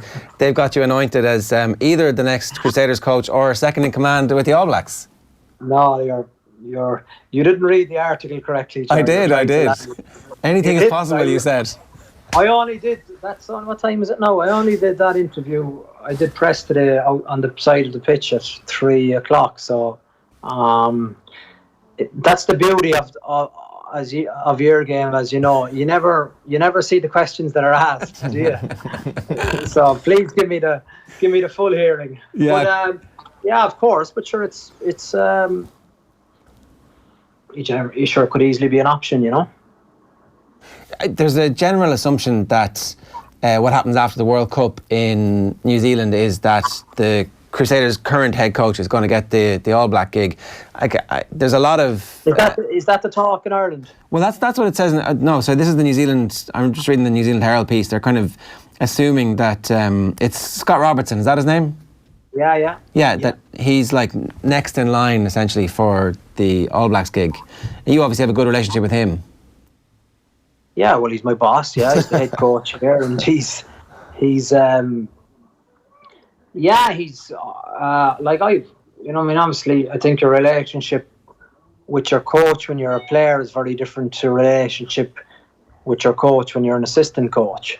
So from that point of view, I've only had, I suppose 2 bosses in Racing, and then in a complete different environment. I've had Razor as my boss, so that's only 7 years, so it's not as if I'm on the circuit 20 or 30 years, you know, so I'm just probably getting a taste of what it's like. But in terms of, I suppose lots of people in their work don't like their boss, but I actually like my boss, and he's I look forward to going into work every day, which I think is, and I wouldn't even call it work, going into Rugby Park every day, which makes it something that I have a passion for doing. What are you learning at the moment from him? What's different about what you're learning here from what you would have been learning in Paris, for example? I don't know, because I've never coached in Ireland, so it's hard for me to say. But in France, it's a different model. It's very much a, I suppose, kind of directive in terms of telling the players, while in the Crusaders would be very much a kind of pre-meetings, discuss, decide, apply, commit to it, hear out people's opinions. A lot of terms of the why. Tell me why this will work. Show me how it'll work. Give me pictures and tell me if you do this and you do this, there's a fair chance there'll be a line break. So they want to tell, they're mad into the critical view and mad into why. You can't just say we're doing this or we want to do this. No good. Show me why it'll work. So it's a good way, because it kind of takes away the guesswork. Yeah, and it gets buy-in straight away, right? Because if they don't believe it gets buy-in, exactly. But then you have some great minds that also, if you're trying to, you know what I mean, as in, I can easily say, Ger, I'm wrong a lot of the times and I've no problem. But there's times when you're right as well, but at least give me a counter argument if you have something. Don't just sit there and nod your head at me. Agree with me, disagree with me. And then I think the power of 17 minds in a back squad is far more powerful than my mind. The hive mind is always the best one. One last thing, we're running a competition this morning. People are sending in their favourite rugby jerseys of all time. If you had to pick one jersey that you either played in or against, what was your favourite ever? Oh, favourite jersey ever.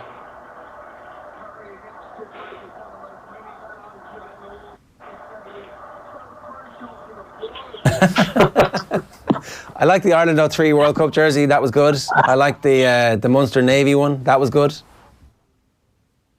Yeah.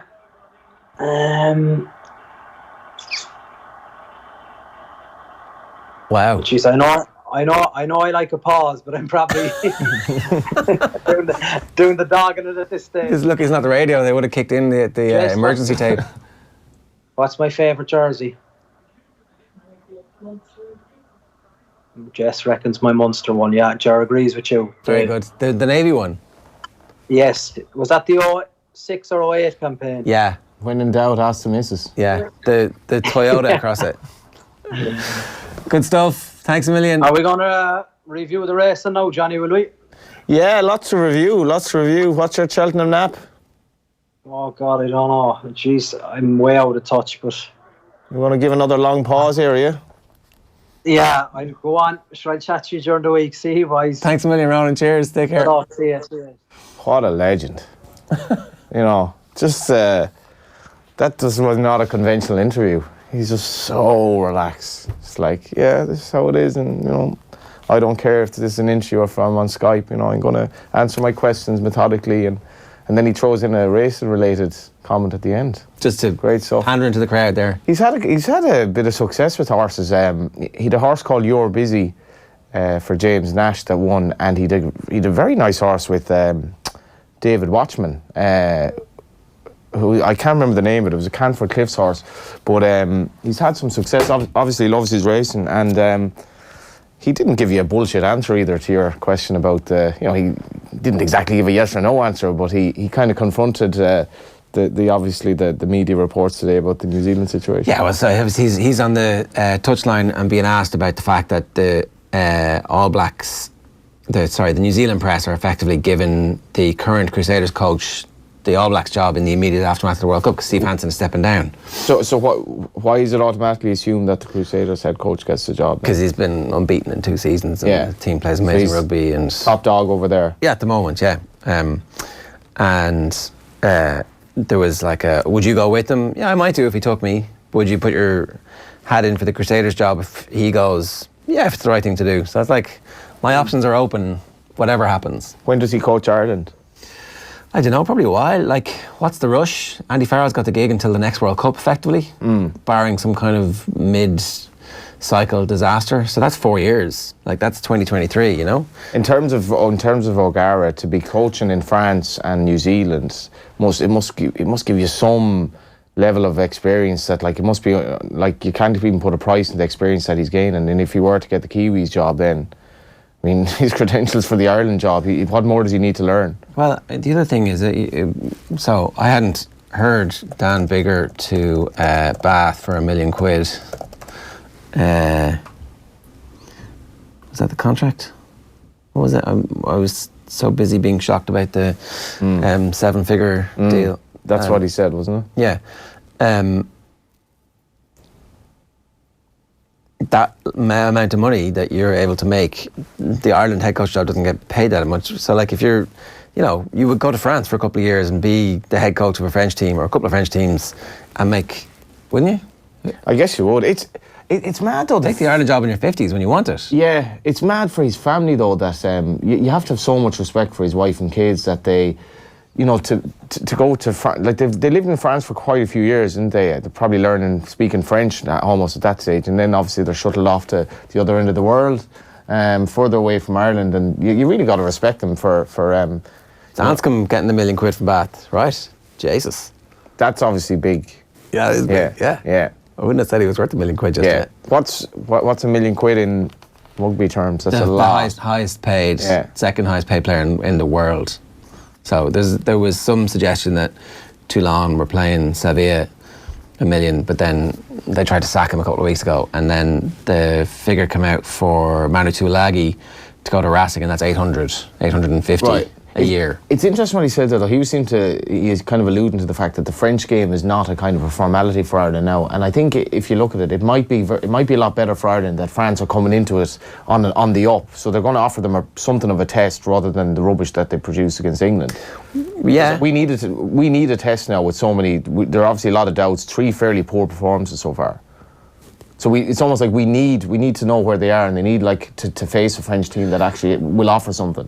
What are we in? February now, and the World Cup warm-ups will be September, and the World Cup itself will be October. So we've got loads of time for players to play their way into form, for the club size to have a good season, for Conor Murray's injury to clear up to the point where he has the same strength and confidence in both arms. Like, I think it's a bit early to be hitting the panic button, but you can understand why people are, given it's a bit like the Liverpool fans who are absolutely terrified. I think the Liverpool panic is a lot more real though, because I think Daniel's figures might be slightly wrong. I think somebody on Twitter contradicted the 3 wins from 11 or whatever, but Liverpool are not playing well. Liverpool have issues, and it looks like Daniel was very confident that Man City are going to win the league. The Ireland situation is more like they lost to England, but apart from that, they've won the other 2 games. They've chopped and changed it a lot. Sexton's obviously, he's not anywhere near 100% at the moment, and they still have some sort of a chance winning the group, with a view to the fact that the Six Nations isn't the be-all and end-all this year. But it's not a crisis, surely.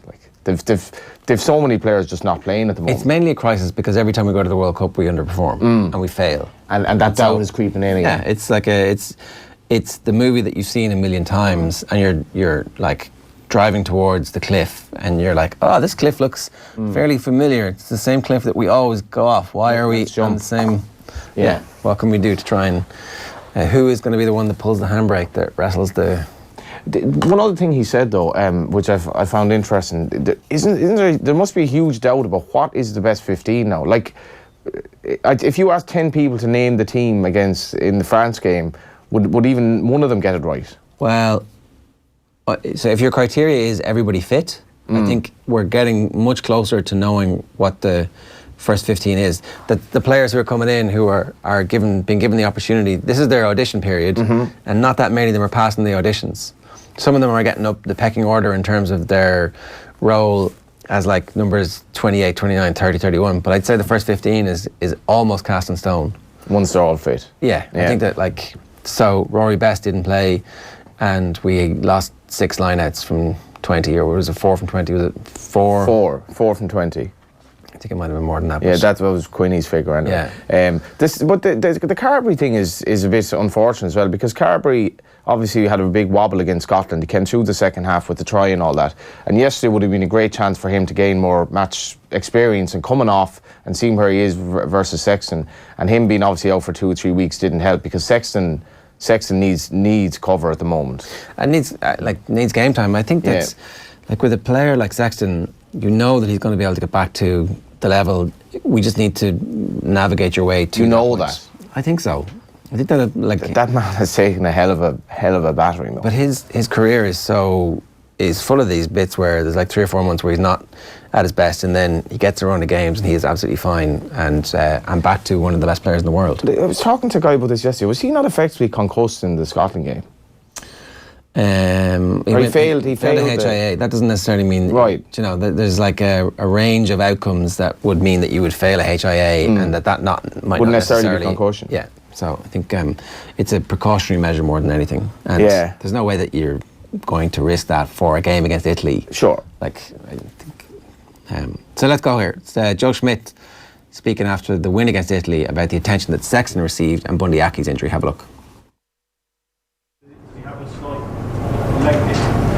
No, he just got a bump when I think the same guy got him twice in a row, and it just looked like he was looking for him, and fair play to him, he got him. So he was a bit sore.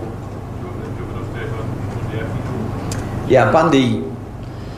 Yeah, he was withdrawn because of an HIA. While he did everything in the HIA with no problem, because the medics felt that he wasn't presenting on the field, on the pitch, even though he got involved in play post the actual incident. They felt that he wasn't in the right condition to continue, and so we're always going to err on the side of caution, and that's what we did. I mean, Bundy's already tapping me on the shoulder saying, can he play for Connacht next week, because he didn't get enough of a game today. So, he is very, very keen to immedially get the boots back on and play again. You gotta love Peter O'Mahony's expressions on that infield. Stony faced, I believe. Looks could kill, if It's not very happy. No.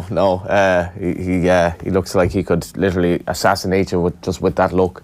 All right, let's move on, because the other big story from GAA World at the weekend was Congress happened. A curiously not that debated series of motions at Congress, with the possible exception of the one that was put forward by the Donegal County Board about home venues in the Super 8s. Mick McGrath is the County Board Chairman of Donegal GAA and joins us on the line now this morning. Mick, good morning to you. How you doing? Good morning, George. Can you tell us a little bit about how you felt the debate actually went on Saturday afternoon? Ultimately, your proposal was beaten at roughly a 2-1 majority. Were you disappointed that you didn't find more support for your motion? Well, we have to say we were. The motion came from our members in Donegal during the Super 8s last summer, and it was felt that a simple question was asked that we just didn't have the answer for. How can a county declare a venue that is deemed to be neutral also as a home venue? Now, we know the exceptional circumstances that Dublin have in hiring of Croke Park for their games.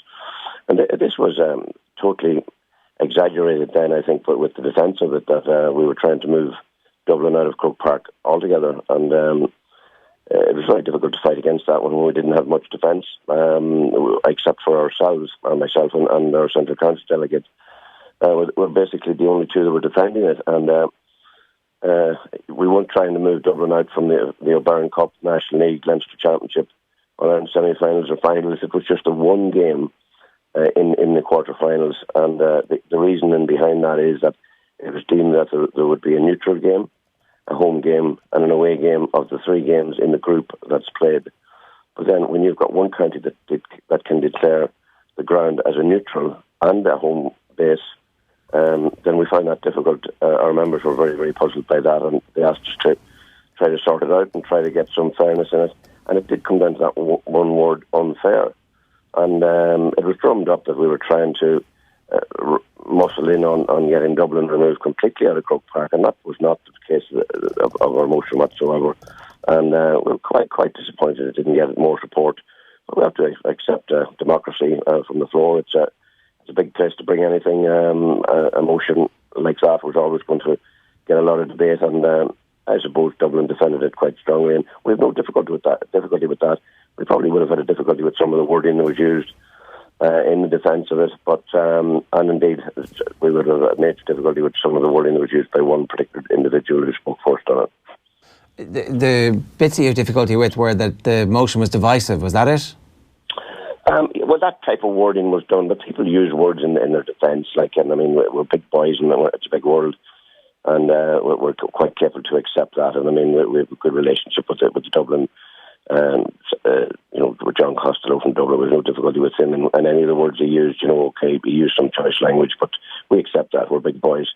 It was probably some of the words that was used by Sean Kelly that were, if there was any divisiveness, it came from him, not from us, and we would have had a good enough relationship with him down through the years, and we weren't looking for any favourism from anybody. We're only looking for one word: fairness.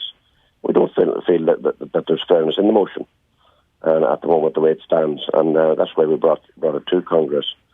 But to say that we were negative, it was an addressing that the people from Donegal are negative, and we're far from negative, and we at no stage are afraid or concerned about playing Dublin and Croke Park. We've played them there, many a time. The last county to have beaten them in the championship there, so there's no difficulty going to Croke Park at any stage. And it was saying that we were trying to not to play games in Croke Park. It had nothing at all to do with that, with counties not playing in Croke Park. It had the unfairness of the way it is stated at the moment, that a county can actually use it as a neutral venue and also as a home venue. So we were not looking for 2 games of the quarterfinals to be played in Ballybofey. We're quite happy to play one of them in Ballybofey. And so why should any county be allowed to play 2 of their games out of the 3 in the one venue? Just from the outside looking in, Mick, and if somebody were only sort of half interested in Gaelic games, and he or she would know that people want Dublin to be challenged, and they certainly want other counties to... with the state that football is in at the moment, it probably needs a very competitive championship, I would argue, because people are slightly losing interest with it. But just from the outside looking in, can you explain why something like this would be defeated? Because if you asked the man on the street, he'd probably completely agree with you. Well, I think, one has to be realistic and realise that it came down to the amount of people that would attend such a match. And if Dublin haven't got an inter-county ground, they've played games in Parnell Park, and as the GAA has risen in Dublin, I suppose, over the last 15 years, they started coming back into Croke Park and renting the stadium. And we've no difficulty with that. That's their business. They're resident in the capital, and Croke Park Stadium lying idle in the capital. There would be a lot of people who would think that the funds that's raised from that assists. No, but just for argument's sake, Dublin are playing Kerry, and the game's moved to Thurles. What's wrong with that? Oh, I have no difficulty with that, but others did have a difficulty with that. But it's a neutral venue. There is definitely a lot of money needed to make the GA go round, and it obviously came down to that. What's they're looking at the gates that they can make out of Dublin playing in Croke Park rather than playing somewhere else. But there would be no difficulty in moving. We just say that there was a Dublin versus Galway or Mayo game from the Connacht side of things. That could go to Thurles. A game against Kerry could go to Thurles. A game against any of the northern teams could go anywhere along the line. I mean, there are games that only generate 25,000, 30,000, so there's plenty of those stadiums around. What they're saying is that the major counties meeting at that stage of the competition would probably draw 50 to 60,000, and there's not many of those stadiums around. So we would have no difficulty in the case if both counties agreed to play a quarter final in Croke Park, then so be it. But to say that they have the right to declare it as a home venue and also then deem it as a neutral venue, it's not very fair. There's an unfairness in that situation. And that's all we were highlighting. We tried to put it across as best we could. We didn't use any choice language. We didn't do any name calling or anything else. We presented it as we were asked to by our members in Donegal. We have 25,000 members, and we were representing those. And it wasn't individual, it wasn't divisive, nor was it negative. And we have the right to go there. We have the democratic right to go there as our rules state. And we went there and represented it. And we accept democracy. It got beaten. It got beaten. Mick, can I ask you about your process to get the wording to Congress? Like, what is the formula for that? Like, is there any way that you can road test what's most likely to succeed? For example, I guess what I'm saying, there's a possibility that the wording could have been no team can play 2 games in Croke Park in the Super 8s. It felt a little bit like the wording of this motion is just a little bit easy for people to jump on and pick because I don't know. I wondered, was there another way of going about this to try and shore up support, or did you feel like because it makes the perfect sense. This competition now just doesn't have the credibility that it should have if one team is getting an unfair advantage by playing 2 home matches. It makes no sense. It's just not a fair competition anymore. Was there any other way you could have gone about this, do you think, in retrospect? Well, it's pretty easy to be wise after the event. We were being genuine in what we were trying to do. I think it's quite clear what we were trying to do. To move words around or to reword it or structure it differently, I suppose, is being wise after the event. We didn't take any legal advice or anything like that on it, or get some barrister to word it for us in such a way that it would be a lot more watertight. We didn't go down that road because we were being genuine where we were coming from. It was the GA people of Donegal we were representing. It was the way it was worded by them, without going through the loops of getting rewording or whatever done with it. Would you do anything different if somebody came along next year and tried to get this through, or what advice would you have to another county who might finally? When you get an answer like we got on Saturday, where we were, I think we explained it quite genuinely, where people would know clearly what we were trying to do, and the members in Congress on Saturday were left with no different way of interpreting it.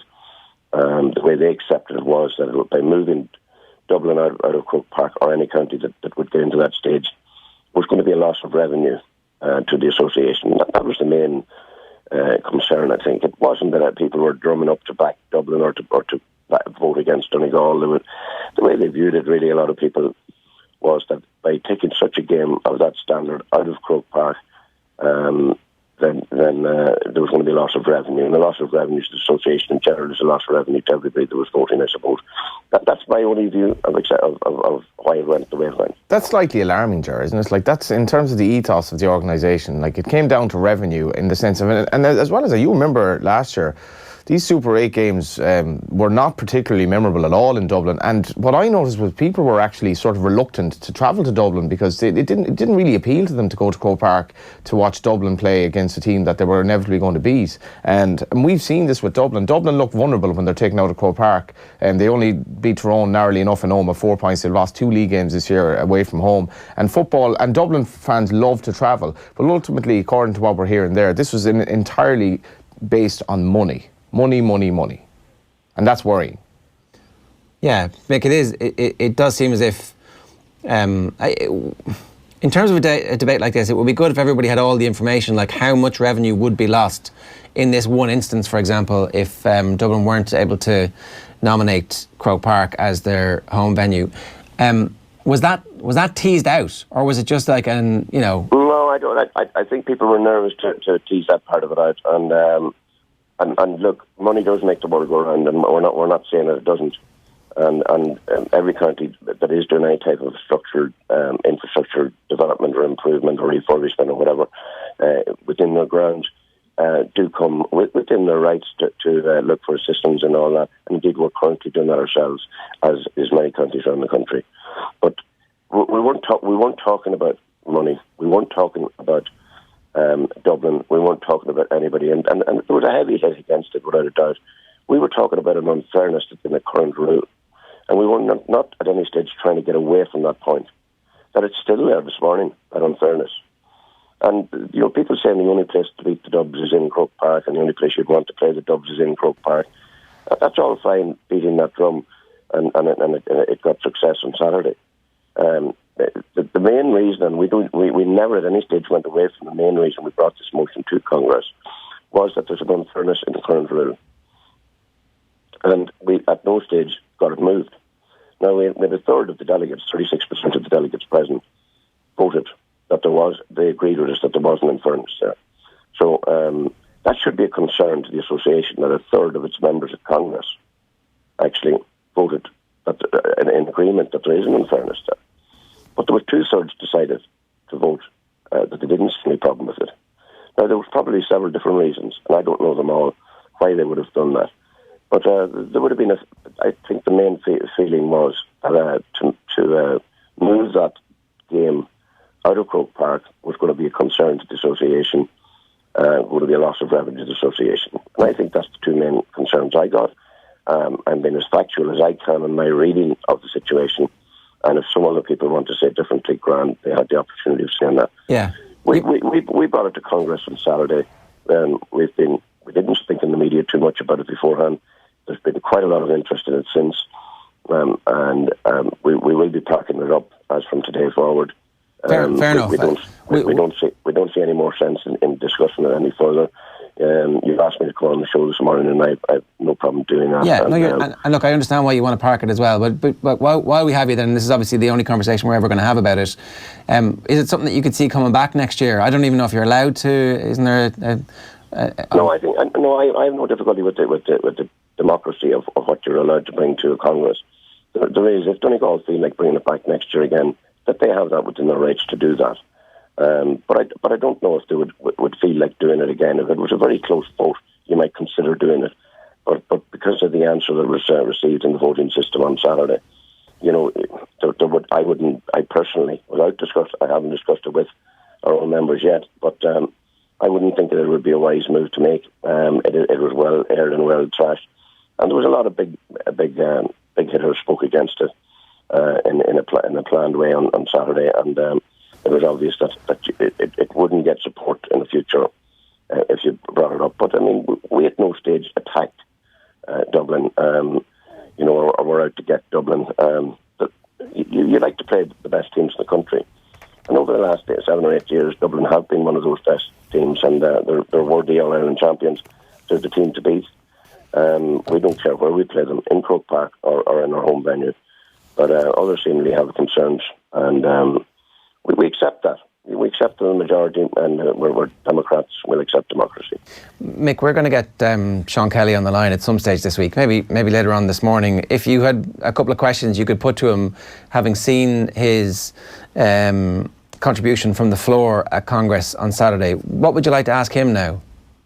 I think his choice of language was unwelcome. I don't know, in an All-Ireland forum, where a county who, quite within their rights, and quite within the rights of Congress, and quite within the rights of the people that they represented, to go to Congress, asked through a motion for a consideration or an unfairness in an existing rule, and to stand up in his position as a former Bookfront of the Association, and to say that it was negative, was accusing the people of Donegal of being negative, because that's who we were representing. And we take our GAA sport very, very serious in Donegal. And, we also look at the fact that when we have a game in Dublin, and some people sometimes forget this, that some of our Donegal supporters have up to 200 miles to travel and 200 miles back. And everybody will know, to stay in Dublin overnight costs you anything up to €300 a room. And, it's not fair to ask anybody to travel unfairly. We have the greatest delight in playing Dublin at any other time in any other parts of competitions throughout the system. We found an unfairness in this. It was voiced to us by our delegates. We formed a motion. We did everything correctly. None of it negatively. So for somebody in his position to use that type of language, we felt fairly stingy about it, and we still do.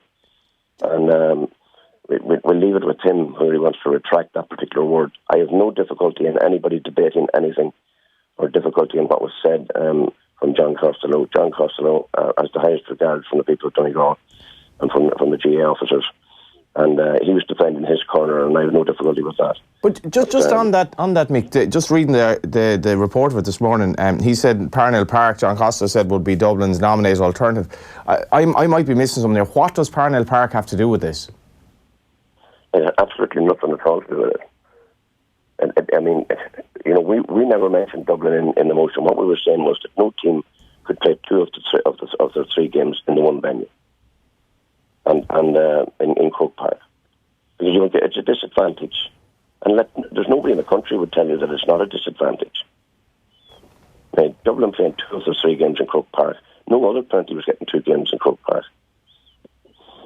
So, you know, the voices have voiced, and they've spoken, and we will live with it.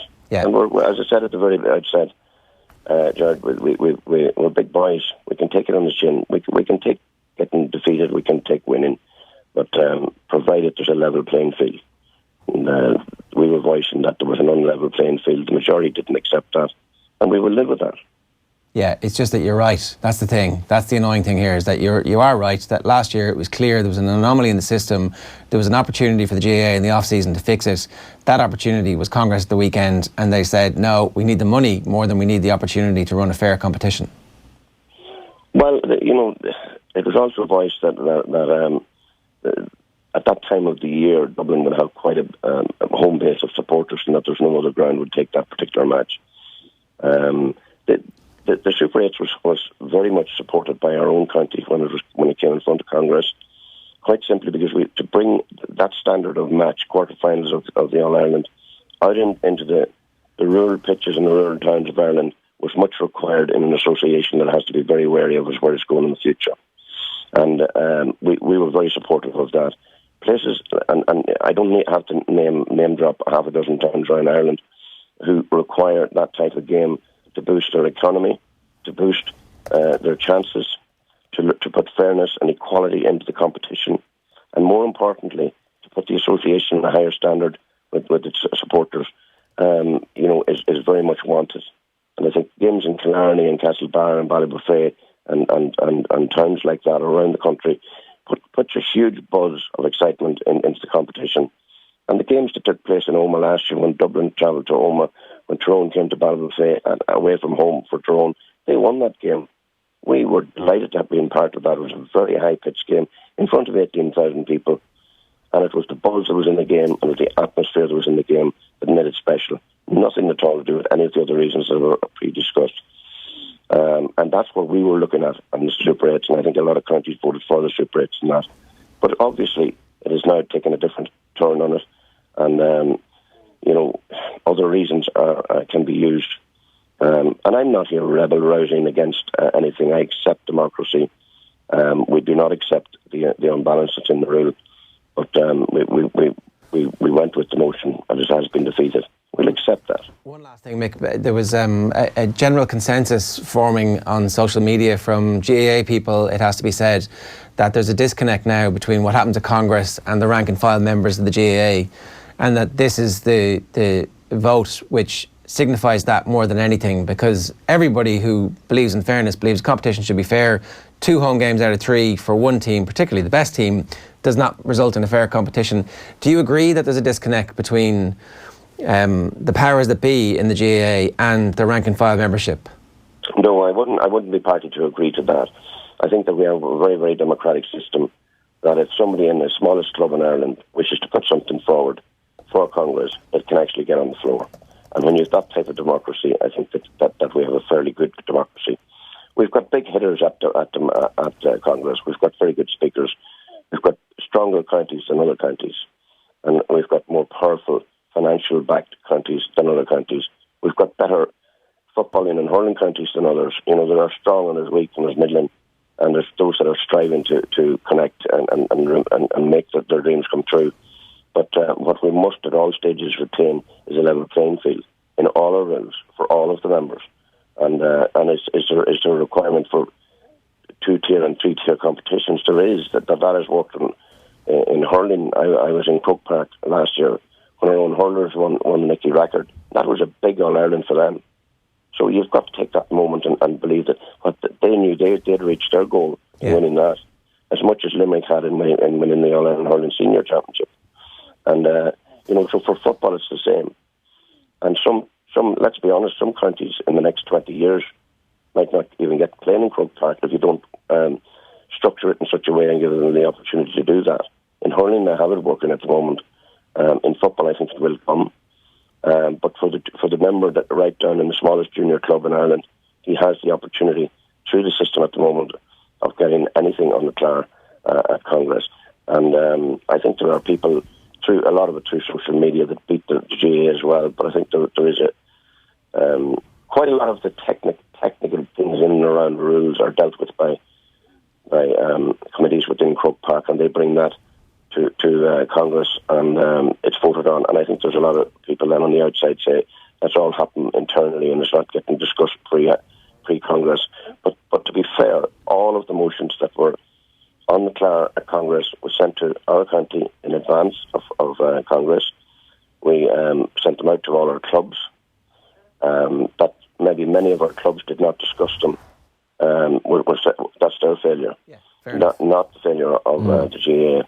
They would come. We had an opportunity of bringing them back to our county executive, and we discussed what we were going. We had a clear mandate in what we were doing. So that system is okay, and I think it's only right that I would be fair with that. All right. Mick, you've been very good with your time this morning. Thanks very much for joining us here on OTBAM.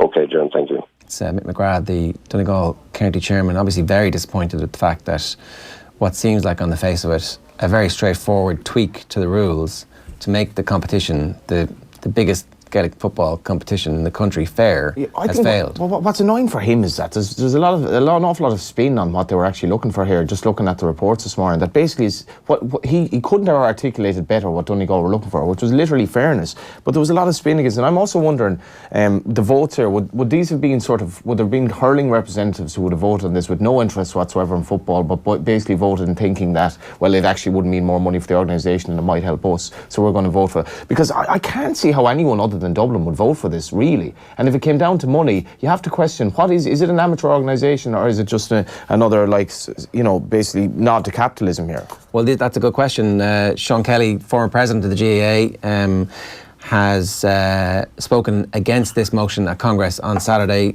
Sean, you're very welcome. I do want to put something to you straight off the bat here. Mick McGrath said that he hoped that you would withdraw the word negative to describe the Donegal motion, and I've got to put that to you straight off the bat. Are you willing to withdraw the notion that it was a negative comment? No, I'm not. I just commented practically on the wording of the motion. It was written in negative sense because it said no county could nominate Croke Park as their home venue.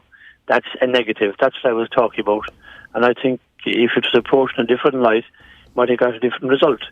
But because it was worded like that, and particularly I think as the Meath County representative said that because of the way it was worded, that if they were developing Park Talton and they wanted to nominate Croke Park as their home venue for some match, they couldn't do so either. So from that point of view, it was negative, the way it was worded. If it was worded in a different light, it might have got a different result, but it was beaten 2-1. Yeah, is that not a little bit semantic, Sean? Is that not a bit of a fig leaf for the people who voted against this, when ultimately what this means is that next year the competition will not be a fair competition? Dublin will have 2 home games in the Super 8, which gives them an unfair advantage against everybody else.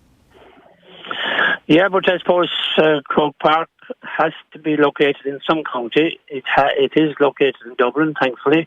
Dublin can attract big numbers to the matches, and the games are played there. But I think if it was worded differently, which would make a big difference, would be, for instance, if they said that Dublin could play their home game in Croke Park, but the final game would be played in a neutral venue, then that would change the situation completely. Or as I said, maybe we should look at playing one game at home, one game away, and toss for the final one. And then if they were to meet again subsequently in other years, that the team that was away would be at home the next time. I think all those are issues that would deal with what Donegal want to do in a fairer or more transparent way, and without any negativity which would be seen that way in Dublin.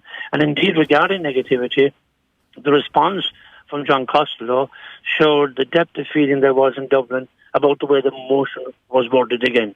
No disrespect to Donegal, but just that I think a different approach, we might have got a different result. But ultimately, Sean, who cares about the wording? We want a fair championship here. It really doesn't matter how it was worded, as long as you can get a neutral venue. And as well as that, obviously you mentioned Croke Park, and it's great that people come to Dublin. It'd be a lot better if people could come to places like Thurles or places down the country that actually could do with tourism a lot more than Dublin needs it.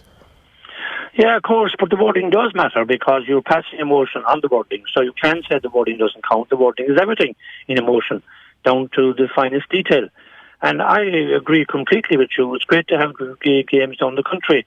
And that's why I suggested that if all the games were played at neutral venues, or not neutral venues, home and away, or if the final game was played in a neutral venue, with Croke Park being the home venue for Dublin, that would sort the issue and it would be much more positive and helpful to everybody. And then you could have your final game in Thurles or Portlaoise or Cork or wherever you want to. Sean, this looks like sleight of hand from everybody involved in the GAA, that like immediately after the only motion to fix the massive imbalance in last year's championship is defeated, everybody's full of good ideas about what the wording should have been. Why was another wording not put forward? If you have a better wording, why didn't you put that forward 3 months ago whenever this was first mooted? Well, I'm not involved in the Kerry County Board. The Kerry County Board actually were supportive of Dublin in this endeavour against the motion. So it wasn't for me to be putting forward a motion like that. But having seen the motion, heard the debate, seen what it was about, I am now making a suggestion of how it could be rectified. And actually, I'd be very surprised if there isn't a motion similar to what I'm suggesting now, doesn't come from some unit of the association next year, because I think it makes eminent sense to deal exactly with what you're saying, to establish parity, and shouldn't be seen as anti-Dublin or anti-anyone, and shouldn't eliminate the possibility of any county playing in Croke Park if they so wished. As the Meath secretary said, if their ground wasn't available, the same could apply to Kildare or anyone else. The wording of the motion, which was put to Congress last Saturday, would prohibit all those situations. And in fact, that is not what it was intended to do, but it would do so. Because, and in the meantime, this year's championship, Sean, will be unfair. Dublin will get 2 home games in the Super 8s and more than likely coast through to a semi-final untouched. Well, Dublin are a great team at the minute, and it's going to take a great team to beat them, whether it's in Croke Park or elsewhere. Yeah, but the competition's unfair. It's an unfair competition because one of the teams has 2 home games. You can say it's unfair, but it went through Congress. The motion wasn't accepted. So is that unfair? That's another way of looking at it. I think it was a good idea, but not thought out well enough to get the majority of delegates. Why did nobody help Donegal to craft a motion? That's the thing here. Somebody should have helped Donegal to craft a motion to get through this year so that we don't have another year of unfairness. The whole point about Meath, for example, then Meath could have come back next year, voted for it this year and said, by the way, that's great, we're not developing Páirc Tailteann this year, so that's grand, but what if we were? Let's fix that for next year and change the wording. This, like, let's keep everybody at arm's length, let's not try and be progressive and fix the wrongs. Let's just make sure that nothing happens and we're stuck with stasis. That's what happened at the weekend. No, that's not true. Delegates have to go to Congress, look at what's in front of them, vote on it according to the wording and its merits, and you can't be saying we can do it now and accept something this year and then change it again next year. That's not the way it works. They have to deal with each motion as it comes. They looked at it, and as I said, while the intention was good, the solution wasn't the best, in my opinion, and the opinion of 2/3 of Congress. But so you're voting for a championship that is not fair. That's what you voted for. You voted to maintain the status quo, which is an unfair championship, and I think it's going to leave an asterisk in years to come beside Dublin when they win these 2 championships, and everybody's like, oh yeah, that was the year they had the 2 home games and it was supposed to be fair. I think that's overstating it now. I mean, any team that wins 4 in a row And to say that because they had one extra game in Croke Park was the reason they won, I think most people wouldn't agree with that. I think most people would say that Dublin have done fantastically well. They're a great team. And it's great that they're getting help from Croke Park to win it. To beat them. And from Congress. Sean, unfortunately, we know you've got to go. You've been good with your time. Thanks a million. No problem. You're welcome. Thanks very much. Sean Kelly, former president of the It's a Monday GAA morning. there. Didn't really expect to be talking about this, but Kerry, I love Kerry County Board to just come on at some stage this week and tell us why they voted against this motion. But look, when the wording came out, we sat here with Owen and went through it and went, this isn't going to pass. People aren't going to, they're going to say that there was a much better way to word this, and it was about the, and sure, lo, as nightfall as day, it was like, oh, there's a little, we can wriggle off this. I just don't get the thing about the wording. That's like looking for an excuse. And it looks like they voted for this purely on financial lines. Like, how can Kerry explain to me? It wasn't a mean-spirited proposal. Donegal are just basically saying Dublin shouldn't play a neutral game at their home venue. So can Galway play their neutral game at Pearse Stadium this year? No, they can't. So the Donegal thing was not mean-spirited at all from what I can see. Obviously, Donegal are looking out for a motion that would make it a bit fairer and would help Donegal. That's fair enough. Democracy works. But can Kerry explain to me why they voted against a motion that would mean Kerry could be playing Dublin in Croke Park as the neutral game for Dublin this year? Like, Dublin have a massive advantage of playing in Croke Park. They've lost 2 games in the league out of Croke Park this year. Once they come back to Croke Park, I think teams really struggle to beat them. That's manifestly true. And it doesn't actually help the championship. The games in Croke Park were very... If you remember anything from the football championship last year, it was the games that were played out of Croke Park. Now, the games at Croke Park were largely forgettable. Oh, the Super 8s, the first games, the neutral, using them at the start as they were damp squibs, the ultimate, like, oh, this is going to be great, everybody gets to play in Croke Park. And then it's like, well, no one shows up, the stadium's too big for games, unless there's like 50,000 at it, and they didn't have 50,000 at it, and the opportunity to have games all around the country was blown. And is the GA looking after, the Gaelic Athletic Association members or towns around the country that genuinely could do with a little help from the massive tourism boost that a game like this does? Dublin doesn't need it at all. So are they looking at that, or are they just literally looking at this and saying, we need the money? And I'd like to see how much money there is. I'd like to see what the absolute written down number is. If we get 40,000 at this game, it's an extra 400 grand, which divided between the 32 counties, or I don't know how much goes to the London County Board and how much goes to North America, or if anything. What was their neutral game last year? Was it Roscommon? Was it Donegal? They played in Croke Park as well, wasn't it? They played Donegal. So Donegal's neutral game. Was it Donegal or was it the Roscommon game? Well, I can't remember. In any event, I'd like, how many Roscommon fans? That was an absolute dead rubber. For that game, for example, how many Roscommon fans travelled, and how much did the organisation actually make from that game? Who saw a minute of it, really? Because the game wasn't on TV. I don't even remember. I remember nothing of it. I didn't watch any of it. It was a Paul dead Flynn rubber. scored an amazing goal. If Dublin came to Roscommon, on the other hand, or if you had your neutral game in Páirc Uí Chaoimh, for example, if they were playing Kerry, or if they were playing Kerry, you could play it in Thurles. Massive for the town, massive for Thurles. Does Croke Park need it? Well, the Donegal game could have been in Clones. It would have been sensational. And the Dubs fans love it, and the Dublin players love it. And Absolutely. I'm baffled by the wording being so relevant or being made. I have a lot of respect for Sean Kelly. I don't really see why the wording mattered at all in this. So 53,000 were at the Monaghan Kildare Dublin Donegal double bill, and 33,000 were at the Roscommon match. So the 33,000, like, I don't know the figures, but that's not making much money, if at all, for Croke Park. I would have thought 32,000 for the cost of having a game there, catering for 82,000 people. The Roscommon game was a double header, was it?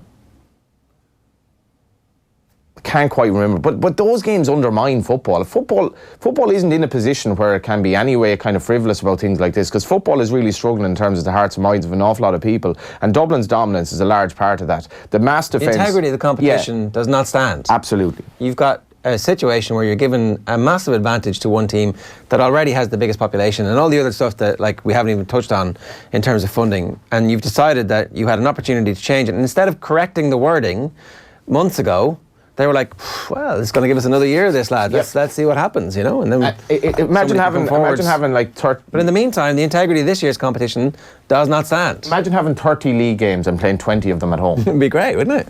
It'd be amazing. Especially when you're Dublin. You'd be delighted. I've massive respect for the Dublin team. I think they're brilliant ambassadors for the sport, and I think they're probably the greatest football team we've ever seen. Blah, blah, blah, blah, blah. They shouldn't be playing 2 of their home games at Croke Park. Kildare and Mayo under-20s played before the Dublin Roscommon game, so it wasn't really a double header by any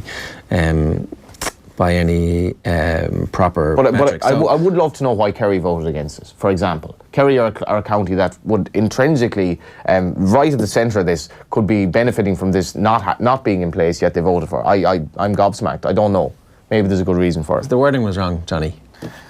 Yeah, it's all about the wording. Very quickly, the Dublin Derby tonight, you're heading along?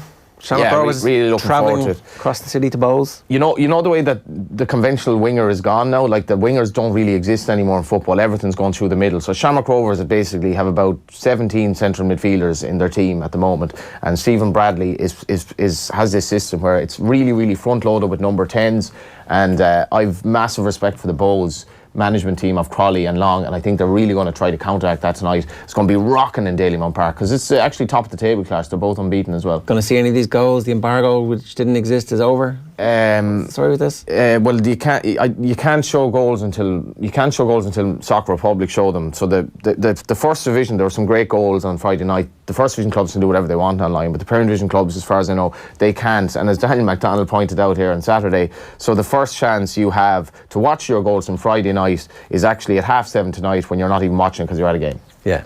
All right. So it doesn't make much sense. But if the game's sold out, but there are a lot of other good games tonight, and it's just a shame a lot more people can't watch it. Coming up on Off the Ball Monday Night Rugby, looking back at the Italy game, obviously, and some more analysis and opinion coming off the back of what Ronan O'Gara and Alan Quinlan were saying on our show this morning. Obviously, of course, in the football show tonight, reaction to all the weekend's football, and no doubt that GAA story is going to run as well. But that's our slightly extended show for you this Monday morning. Thanks very much. We'll see you tomorrow morning. Good luck.